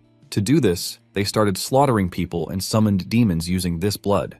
They considered this minimal and proceeded to occupy the small southern kingdom of Lyco, and attempted to summon the demon world itself to that location. This caused war to break out, and their actions caused the entirety of Drya to be engulfed in the flames of war. The other races, including humanity, came together to stand against the demons and the warlocks. In the midst of this chaos was when Veda the Necromancer appeared. Even though necromancers were classified under the same school as warlocks, Veda was totally different. Veda treated those who were injured by black magic and restored the people. Veda also began to sweep away the warlocks on the battlefield, and because of this, he was considered a saint to most of the allies. Since Veda only turned those who had the will to serve even in death into undead, there is a rumor that their strength existed in a dimension different from ordinary undead. Thanks to Veda's exploits, the perception of necromancers changed, and the warlocks and the demons were defeated in the war. However, in the aftermath, Veda did not accept the rewards offered by numerous dynasties, and suddenly vanished just the same way he appeared. After hearing what Saintin said, Rian realizes that showing the group Conrac was the right idea because knowing the legend of Veda left a good impression on them. In addition, Rian is impressed by how Saintin managed the situation and didn't lose her cool, which shows that she has the qualities to lead a merchant group. Rian then tells himself the truth that everything he is currently doing is for the future. Even though House Rose is currently insignificant, Ryun has confidence in Saintin, who is going to be the next head of the house. Soon afterward, Ryun arrives at his intended destination, which is the starting point of the Dark Zone, the 12th floor. Ryun then dives into the entrance to the dungeon, and after a while he realizes that he has gone so deep that the sun can't even reach him. Surprisingly, there is still light inside the dungeon, but the darkness is enough to devour the illumination. There is no doubt that scary things occasionally appear from within. However, humanity has made sure to defend the Drea continent without pause, and Saruman stood at the forefront of the defense, researching the Dark Zone. Because of how vast the dungeon is, it has the tendency to make people wander like a chaotic maze, which is why the Drea continent is considered to be its boundaries. It turns out that floors 1 through 6 have not been explored, but there are reports that they exist. On the other hand, floors 7 through 12 have been discovered and fully explored. The higher the floor number, the closer it is to the surface and the weaker the monsters become. For example, the 12th floor that he is currently standing on houses monsters like goblins, mutant beasts, and even orcs. Rayun is glad that he actually investigated the area when he was still with the Sermon family. Rayun discovered that it was the perfect place to level up, rather than hunting monsters scattered sparsely across the Drea continent. This is a location where the monsters are densely packed, and Rayun believes that it is more suitable for a player. Apparently, maps and compasses are useless in the Dark Zone because they don't work, meaning the only way to navigate through is mana. Basically, the difficulty of the 12th floor is roughly equivalent to a beginner's hunting zone. Visitors rarely show up thanks to the labyrinth structure, meaning running into others is unlikely. Thanks to this, Rayun is confident that he can freely experiment and unleash the power he hasn't been able to use until that moment, without holding anything back. Rayun is particularly interested in using the Necromancer power that he hid from the world. Without wasting time, he activates the power to raise the goblins he just defeated. Since the goblins are pretty weak, Rayun plans to use them as a meat shield. Engaging the Hand of Death skills, Rayun strengthens the undead goblins and unleashes them on the area. Rayun sits and watches as his goblins tear apart the other monsters because he knows that nothing really poses a threat to him on the 12th floor. Once the undead army reaches 30, they fall off and Rayun figures out that his current limit is 30. He is disappointed because, in his prime, he was able to command thousands of undead. He believes that the undead are like marionettes on strings and he must control them individually, while they constantly drain his mana. However, thanks to his experience, his mental fortitude is sufficient, but his lack of mana causes him a big issue. Even though he is in the Dark Zone to gain experience, he knows he has to address his mana deficiency. To do this, Rayun figures out that he has to take down the floor boss. After a while, Rayun figures out that he has taken down about 100 orcs and goblins, leaving him to admit that the monster density in the dungeon is quite high. He compares it to dozens of dungeons getting combined and vomiting out monsters endlessly. In addition, the monsters in the Dark Zone do not vanish upon death, but they revive after a set period.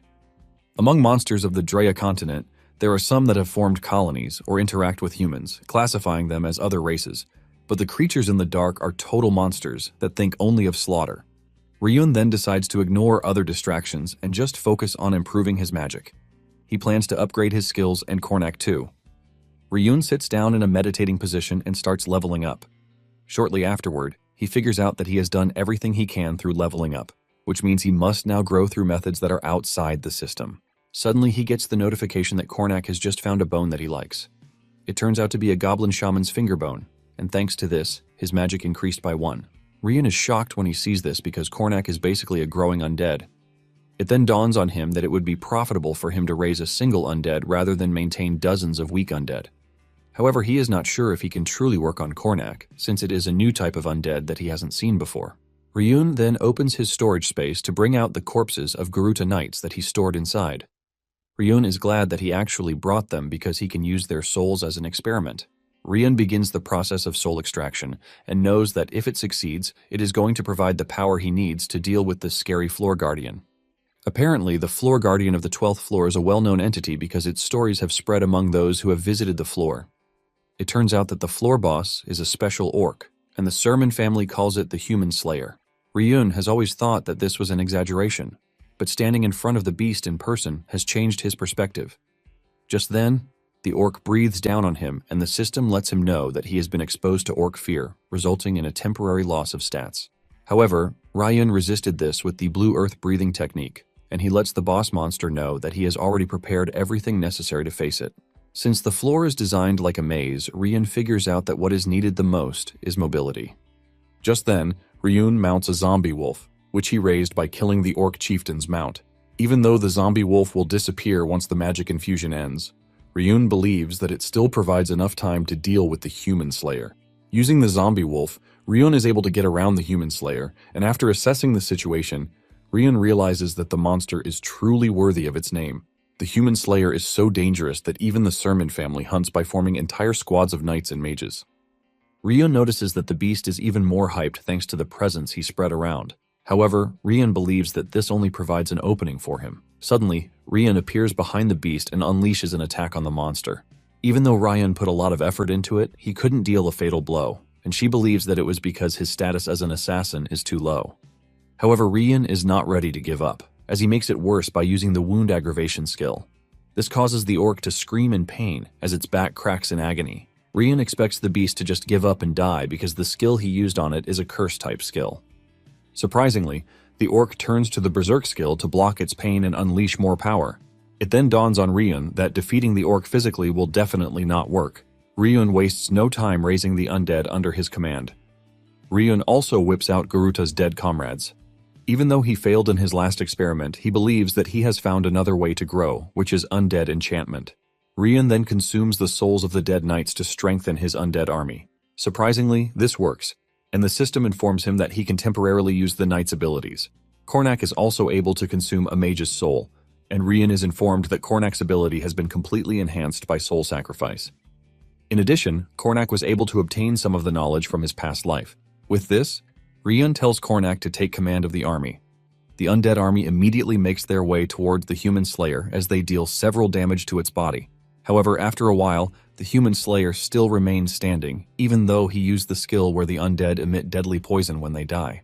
Rian then activates the commander's eye skill to see how much damage the undead did to the human slayer. Even though they managed to deal a ton of damage, the undead goblins have been wiped out, but Rian is not disappointed by this since he already knows that they are expendable. However, the poison manages to weaken the orc's berserk state, and Rian screams at Cornac to finish the job.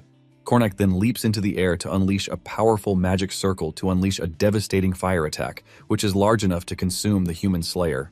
With the firebolt about to come on, the human slayer screams in fear because it knows what is coming for it. The firebolt finally lands and destroys every cell in the orc's body, ultimately bringing it to its knees. As it takes its final breath, Rian commends the orc because it truly lived up to its title as a human slayer. Rian then unsummons the rest of his undead army, returning them to the storage space. Rian notices that the orc is trying its best to stay alive, but Rian is not about to allow this, and he engages the Hand of Death skill that he has been upgrading for the past few days. It turns out that there is a sub-skill close to the Hand of Death, and it is called Life Drain. Rian uses the Life Drain on the orc, and he starts gaining some stat increases until he reaches his limit and can no longer take in any points. The system informs him that he is receiving special experience points for being the first to defeat the human slayer. Thanks to this, his level increased, and he is informed that the Phantom's traits enable the use of soul extraction on the human slayer, but the chance of success is 57%. Rian is shocked to see this because he didn't know he could actually harvest the soul of a named boss monster, and this is because he assumed that the monsters inside the Dark Zones lacked souls. However, this tells him that the Floor Guardians might be an exception. Even though the chances of this coming through is 57%, Rian is not ready to let it slip. Rian then activates the soul extraction, unleashing a dark aura that infiltrates the orc's body. Surprisingly, the extraction is successful, but Rian runs into an unexpected problem. Instead of the orc's body fading away, it remains intact even though Rian already extracted the soul. This is a problem because it is supposed to fade away and then re-emerge later in preparation for the next challenger of the floor. He knows for a fact that the knights from the Sermon family will discover the orc the way it is once they come patrolling. Later on, knights from the family enter the floor, and to their surprise, they find the leftovers of a terrifying battle. This immediately tells them that the report about the human slayer being hunted was actually true. They assume that those who fought the human slayer are experienced fighters accompanied by elite mages. At the same time, the knights believe that this is weird because they didn't get a report of a large group entering the Dark Zone. They are also blown away by the marks left on the ground because it shows signs of people experienced in fighting monsters. It soon dawns on them that the human slayer has been taken down, but they are scared that without the Floor Guardian, the monsters of the 12th floor will grow restless and try to break past their zones. The team leader then tells his comrades that they need to stop the monsters by all means. One of the knights then notices that his one-handed comrade, Zhang, is lost in his thoughts. He asks him what is wrong with him, but the dude replies that he is fine. He suggests that they finish their work so that they can quickly head back. Deep down, Zhang is hyped by what he is looking at because he figures out that it is a message from Ryun, and the time to fulfill his task has arrived. On the other hand, Ryun makes it to the 11th floor, which is made of lakes and marshlands, totally different from the floor he just left. Moments later, he opens his storage space and he summons the Human Slayer. Even though the corpse of the orc should have disappeared, it remained in Ryun's possession for some weird reason. At the same time, something interesting has come up, which is a bunch of quests. He now has 4 quests, which are the Path of Revenge, the Path of the Assassin, the Path of the Necromancer, and the Path of the Soul. The first 2 quests appeared after he defeated Ake and arrived at Martong. However, the Path of the Necromancer and the Path of the Soul recently showed up after he took down the Human Slayer. Just as he is about to check the details, the 2 quests suddenly merge into one, turning into a main quest, Veda's Legacy. Ryun is shocked to see that the Path of the Assassin has been converted to a job quest, and the sub-quests for the Path of Revenge are open. For the Path of Revenge, he is expected to rebuild the Sermon family, and for the Path of the Assassin, he is to obtain a Class 4 Assassin qualification from Martong. Ryun is shocked to see that the system has evolved because it was practically useless in Drea, unlike in Adeon. Ryun starts wondering why the system had to evolve at that moment. For the Veda's Legacy quest, he is told to raise the Human Slayer as an undead. He wonders if this is a coincidence, or if there is some kind of connection between the Human Slayer and Veda. Since he is confused about everything happening, he figures out that completing the quest is the only way to truly understand what is happening. Ryun then kicks his mission into play, and he tries to raise the Human Slayer. A dark purple aura covers the entire room as Ryun expends more power, trying to pull the Human Slayer out of the abyss. Before he knows it, he realizes that his mana is being drained at an aggressive rate. By the time he loses his footing, the Human Slayer emerges, but it appears that it is missing some body parts. The Human Slayer walks over to Ryun and bows to him, and Ryun is informed that he has successfully completed Veda's Legacy to raise the Human Slayer. However, a new quest pops up, and this requires him to complete the Human Slayer. He is informed that to complete the Human Slayer, he is going to need a hero's soul. Ryun is disappointed that even after using all of his mana, the Human Slayer came out incomplete. Moments later, Ryun engages the Human Slayer in battle, and even though it is not complete yet, it is a complete menace as it tears down monsters. However, there is a downside to this. Since the Human Slayer is a special entity on its own, it can be stored in the corpse storage without being destroyed, but Ryun would have to constantly supply it with mana. With this, Ryun fears that raising other undead will be impossible, but he also believes that he has found a way to utilize the Human Slayer. He plans to use Kornak for long-range attacks while he uses the Human Slayer, which he now calls Skeleton Berserker, as a tank and warrior for close combat. Ryun sits back as the Skeleton Berserker runs wild, terminating monsters. Just then, he realizes that there is another reason he came, and he is already getting distracted. Ryun then activates the Blue Earth breathing technique to unleash a search wave that covers the entire area, but the search returns with nothing.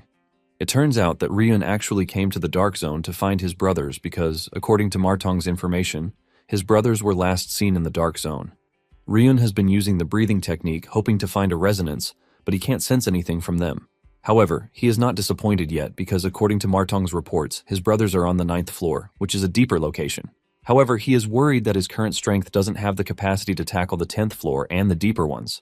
Suddenly, he notices that the technique is resonating back to him, and he realizes that someone from the Sermon family is within detection range. Ryun tracks down whoever they are, and he hides behind a tree. He senses 2 people coming toward him, and one of them isn't a knight or even a mage. However, he can sense that the other person has trained movements and is even wearing gear. In addition, this other person has just one hand. He starts wondering if he should reveal himself, since the person might be from the Sermon family. He is debating this when Sena appears behind him, teasing him about how much he has changed his appearance. Ryun's heart almost jumps out of his chest when he sees Sena, and he screams out in shock and fear. To his surprise, the other 2 who were walking toward him were Truno and Zhang. Truno offers his greetings, saying he definitely would not have recognized Ryun if he didn't use the breathing technique. Zhang mentions that they actually hurried to the scene after they saw the traces he left behind. It was when they were following the traces that they sensed the activation of the Blue Earth breathing technique. Apparently, Truno had told Zhang that if he notices any anomalies in the Dark Zone, it means Ryun has shown up. Hyped up about the whole thing, Zhang tells Ryun that it is an honor to play such a significant role. Suddenly, Ryun senses a scary female presence behind him, leaving him frozen. The woman then speaks out, telling Ryun that she is glad that he is safe. Ryun finally shakes off the shock and replies that it's good to see her, who turns out to be his mother. Apparently, his mother was always busy and this was for the sake of the family, but back then, Rian didn't know the essence of her efforts. Because he rarely sees her, Rian holds a silent resentment towards his mother. However, it is different now because he knows that his mother was working so hard to make sure she doesn't lose her last son. Before they start saying anything, Sena creates a barrier. Ryun is surprised to see that Zhang has become one-handed, and Zhang plays it cool, saying it was the result of his own inadequacy when the Phaeton family ambushed Ryun's carriage. He then mentions that he is thankful for the wound because this is why he was tasked with the vital task of protecting Truno, who is currently hiding in the Dark Zone. Truno then reveals that he has been living and hiding in the Dark Zone since the world believes he is dead. Sena was the one who helped him set it up, and she mentions that it is the ideal place to plan their next move while avoiding the eyes of the Phaeton family. While Zhang is all juiced about losing an arm thanks to his inadequacy, Ryun is taking all the blame because he knows everything happened because of him. Ryun's mother then commends him, telling him that he has managed to capture the heart of his loyal subordinates, which is not an easy feat. Ryun's mother, Celine, then changes into a serious expression before asking Ryun if it is true that he defeated the finger of Phaeton and even handed Sun's Phaeton over to Sena. Ryun replies that everything is true because it is all according to his plan. Apparently, using Sun's Phaeton as evidence, the Sermon family was able to secure a massive settlement from the Phaeton family. Celine is ultimately blown by this, forcing her to ask if Ryun is truly her son. Ryun replies that he is the same Ryun, but deep down he knows that he is not the same Ryun that she once knew. However, he is still the son born from her flesh. Celine is happy to hear this, and she tells Ryun that she has one more thing to ask him. Celine then asks Ryun why she senses the aura of death around him. It immediately dawns on him that his mother sensed the necromancer energy within him. Since his mother is a swordmaster and a paladin, he figures out that he can't just give dumb excuses. In addition, everyone included in his plan is indispensable, which is why he has to make them understand the change in him, because this is the only way they are going to move according to his plan without hesitation. Ryun then tells his mother that he is going to tell her everything she wants to know. He reveals that everything began with a dream, which is more or less a revelation. Ryun mentions that this dream was about the downfall of the Sermon family. Ryun narrates that their territory was burning in a war with the Phaeton family, and the Darren kingdom and the other great families didn't even intervene. During this, Colin and loads of their retainers were slaughtered by Phaeton soldiers. When Truno and Sena hear this, they realize that it truly would have happened if the conflict with Phaeton escalated in reality. Ryun continues by revealing how he was captured by Phaeton alongside his younger sister and his mother. Even though Alejandro and Sena fought bravely to save them, they both met horrible deaths right in front of him. Ryun mentions that after years of torture and suffering, he finally died. After telling them this, Ryun says it was the end of the dream, which is why he believes that he must do what must be done because he knows what he is truly capable of. After Ryun is done narrating, Truno is left traumatized because he figures out that everything he just heard sounded more like the experiences of a veteran who has just returned from the battlefield. Even Sena is convinced that Ryun was recounting actual events that he lived through, rather than mere fantasies. Celine then asks Ryun if it is true that his dream is the catalyst for everything he has been doing. And Ryun says yes. To Truno, he totally believes because he knows what Phaeton is capable of. Sena also believes that Ryun was shown the future, which is the power passed down through the Sermon bloodline.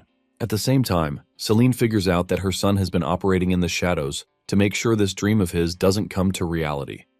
Celine can also see that Ryun has obtained the power he needs to make this possible, or else he wouldn't have been able to defeat Ake or even face his family members in the Dark Zone. Kalin then asks Ryun for his future plans, and Ryun is surprised that they believe his story, even though it sounds childish. Celine then replies that he is not a child because the decisions he has made have shown that he has what it takes to shoulder the future of the Sermon family. Celine then tells Ryun that she and everyone in the family will support him. Ryun smiles when he hears this, and he figures out that there is no turning back. Ryun tells his mother that what he is about to ask her is something she can never tolerate, but his mother tells him to go ahead with it. Ryun then mentions that he must relinquish the family's status as a great family. This shocks the trio, and Truno quickly speaks up, telling Ryun that if he does this, the Sermon family would be demoted to a common house and lose its qualifications. Ryun replies that he is aware of this, but he lets them know that with their current strength it is impossible for the Sermons to regain their status.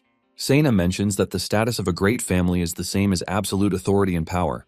Because of this, great families can even stand above nations and hold the right to decide the fate of the world when calamities threaten humanity. Celine adds that a great family is the only entity qualified to represent their world in matters that involve dimensions beyond Drea. Because of how important this is, Celine asks Ryun if he is seriously telling her to give up such a title, and Rian lets her know that it is a must that she does so. Rian lets them know that the Phaeton family will declare war against them since they know the family's current state. With this, they are going to use it as a medium to claim the title of the greatest family. Ryun reminds them that the family currently doesn't have what it takes to win a war. In addition, kingdoms don't intervene in conflicts between great families. Because of this, Ryun suggests that they discard the name of a great family and hide under the kingdom's banner. He says it is imperative that they receive the protection of the continent's laws and order. Ryun walks up to his mother, telling him that this is not a matter of running away or giving up, but a strategic retreat and a brilliant move to lure their enemies into a trap. Ryun urges his mother to think about it, but lets her know that it must not take long. Ryun then says there is one more thing, and this is to bring his sister Maria back home as soon as possible. This shocks Truno and Sena because the house is already in disarray, but Ryun still wants them to bring Maria back to the house. Ryun then tells his mother that this is the only way, and it is also the only way to draw out what she actually wants from her. After saying this, Ryun tells them that this is all he can say for that moment. Just then, Celine shocks them by revealing that she is going to do everything Ryun just suggested. Ryun is glad to hear this because this is the only way they can avoid unnecessary sacrifices. Celine then whips out her sword, talking about how she is incapable of leading the family. Ryun is confused by this and gets even more confused when his mother points her sword at him. Celine lets Ryun know that she has a responsibility to be his mother before she takes on the role of a holy knight and the matriarch. Celine says everything Ryun has said is the same as saying he is going to take responsibility for the Sermon family. Since she is the current temporary leader, she believes that it is her job to test whether Ryun is qualified to take up the responsibility to lead the family. Celine tells Ryun that he has to withstand her strike, leaving the grown-ups present on the scene shocked and confused. Even Ryun is scared that his mother wants him to withstand a strike from a holy knight who is both a swordmaster and a paladin. Nonetheless, he figures out that he is the only direct descendant fit for the irreplaceable position of the head of the house. Ryun believes that his mother already knows the truth that his father and brothers are as good as dead. This is basically why she wants to hand over the position of the house to him, even if it is unofficial. Celine lets him know that she is going to take the responsibility of convincing the elders of the family to follow whatever he says if he can withstand her strike. Just then, a quest pops up, telling Ryun to gain Celine's recognition. Since Ryun doesn't want his mother to carry the burden that comes with the family's responsibility, he figures out that he has no choice but to succeed. Even though his mother is both a swordmaster and a paladin, he knows that his mother cannot utilize the energies of both simultaneously. He knows that his mother is going to use mana if she plans to test him using the power of a swordmaster. However, she is going to use the holy power if she chooses the power of the paladin. Ryun then concludes that he is just going to readjust his reaction to whatever power she uses. Just then, Celine unleashes her strike, and even though Ryun could see the power in it, his mother was just too fast. Celine is surprised when Ryun doesn't block or even dodge the strike, but allows it to cut through him. However, it doesn't seem Ryun is affected by the strike. Apparently, Ryun was able to phase through the strike because the power his mother used was mana. There is a skill called etherealization, which utilizes the power of a ghost, and it is a fundamental ghost skill that Ryun used for over 100 years in a Daeon. However, Ryun's body isn't perfect for the skill yet, and before he knows it, he gets cut in the chest. Celine rushes over to grab him before he hits the ground, asking him if he is fine. Celine then activates her healing powers, but Ryun assures his mother that he is fine.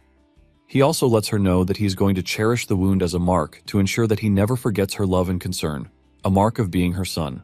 Ryun hugs his mother, and it turns into an emotional moment between the two. The system also notifies Ryun, telling him that he has earned Celine's recognition, and he has gained a small amount of experience along with Celine's recognition. Because he used the etherealization skill, he is also informed that the rank of the skill has increased. Ryun then tells his mother that there are still things he needs to accomplish on his own, but he has written down his plan to restore the family's status as well as the things he is going to do after this. He then hands over the letter to his mother, and Celine expresses her disappointment that she can't be by Ryun through everything. Sena then tells Ryun that Colin and Alejandro are worried about him. Ryun suggests that it is best they don't tell Alejandro anything yet because he wears his heart on his sleeve. However, as for Colin, he promises to go see her himself. Truno then adds that Alejandro won't even hold a grudge if he later finds out because this is the kind of person Alejandro is. Moments later, they return to the surface, and they go their separate ways. Not long after this, Ryun arrives at the Martong intelligence branch located in the Daran kingdom. He is welcomed by the receptionist who tells him that there is a letter for him from the Phaeton branch. Ryun collects the letter, and when he reads it, he realizes that it is concerning the 4th grade promotion exam. The exam basically contains instructions for both the promotion exam and the mission. Apparently, he is required to assassinate the mage, Goma, in Khaled, a territory of the Darren Kingdom. Rian figures out that he has heard the name Goma before, and he realizes that the dude is actually a fitting target for a 4th class exam that tests one's martial prowess. According to the intel that he was given, Goma suddenly arrived in Khaled one day and created a dungeon. Since then, there have been reports of missing villagers. Mercenaries and adventurers were sent to investigate, but they all went missing. Since the lord of the region is useless, the villagers turn to a more specialized organization, Martong. With this, Ryun figures out that he has 2 tasks, which are to clear the dungeon and also to kill Goma. Shortly afterward, he arrives in the quiet village of Khaled. He suddenly runs into an old lady who asks him if he is a traveler and suggests that he leave the village because he is just a boy. Ryun is surprised that he just arrived at the village, but the old lady is already telling him to leave. With a more scary tone, the old lady tells Ryun that there is a fog of death that has settled over the village. She mentions that men, whether adults or children, are vanishing without a trace. Ryun is surprised to hear that only men have been the ones disappearing. The old lady then points to the mountain in the distance, telling Ryun that a sorcerer has settled there and is consuming men to increase mana. The old lady reiterates her warning, telling Ryun to leave the village if he doesn't want to perish. Suddenly, the woman's daughter comes rushing out of the house. Ryun then asks her if there is something wrong with the village, and the girl says no. She claims that her mother's mind is failing because she lost her 2 sons. The girl then points in a direction, telling him that there is an inn that has decent food and a fine lodging for him to stay. While saying this, she is dragging her mother into the house, and Ryun is surprised that the girl's attitude is completely different from her mother's, as if she doesn't want him to leave. Before the girl finally drags the woman into the house, she screams at Ryun again, telling him to leave or else the sorcerer will consume him. Ryun then remembers the warning he got from Sapphire, telling him that there is a rumor about outsiders being lured into the village so that they can be sacrificed to the sorcerer in place of the village's own men. Since he is totally confused about what is happening, Ryun figures out that he will just settle down in the inn first because he has a gut feeling that he should not go hunting the sorcerer immediately. He knows that it is wrong for him to solely depend on the information provided for him by the organization. While entering the inn, there are 2 women on the rooftop behind him, possibly watching his every move. Moments later, the receptionist at the inn tells Ryun about the old lady and how she lost her 2 sons.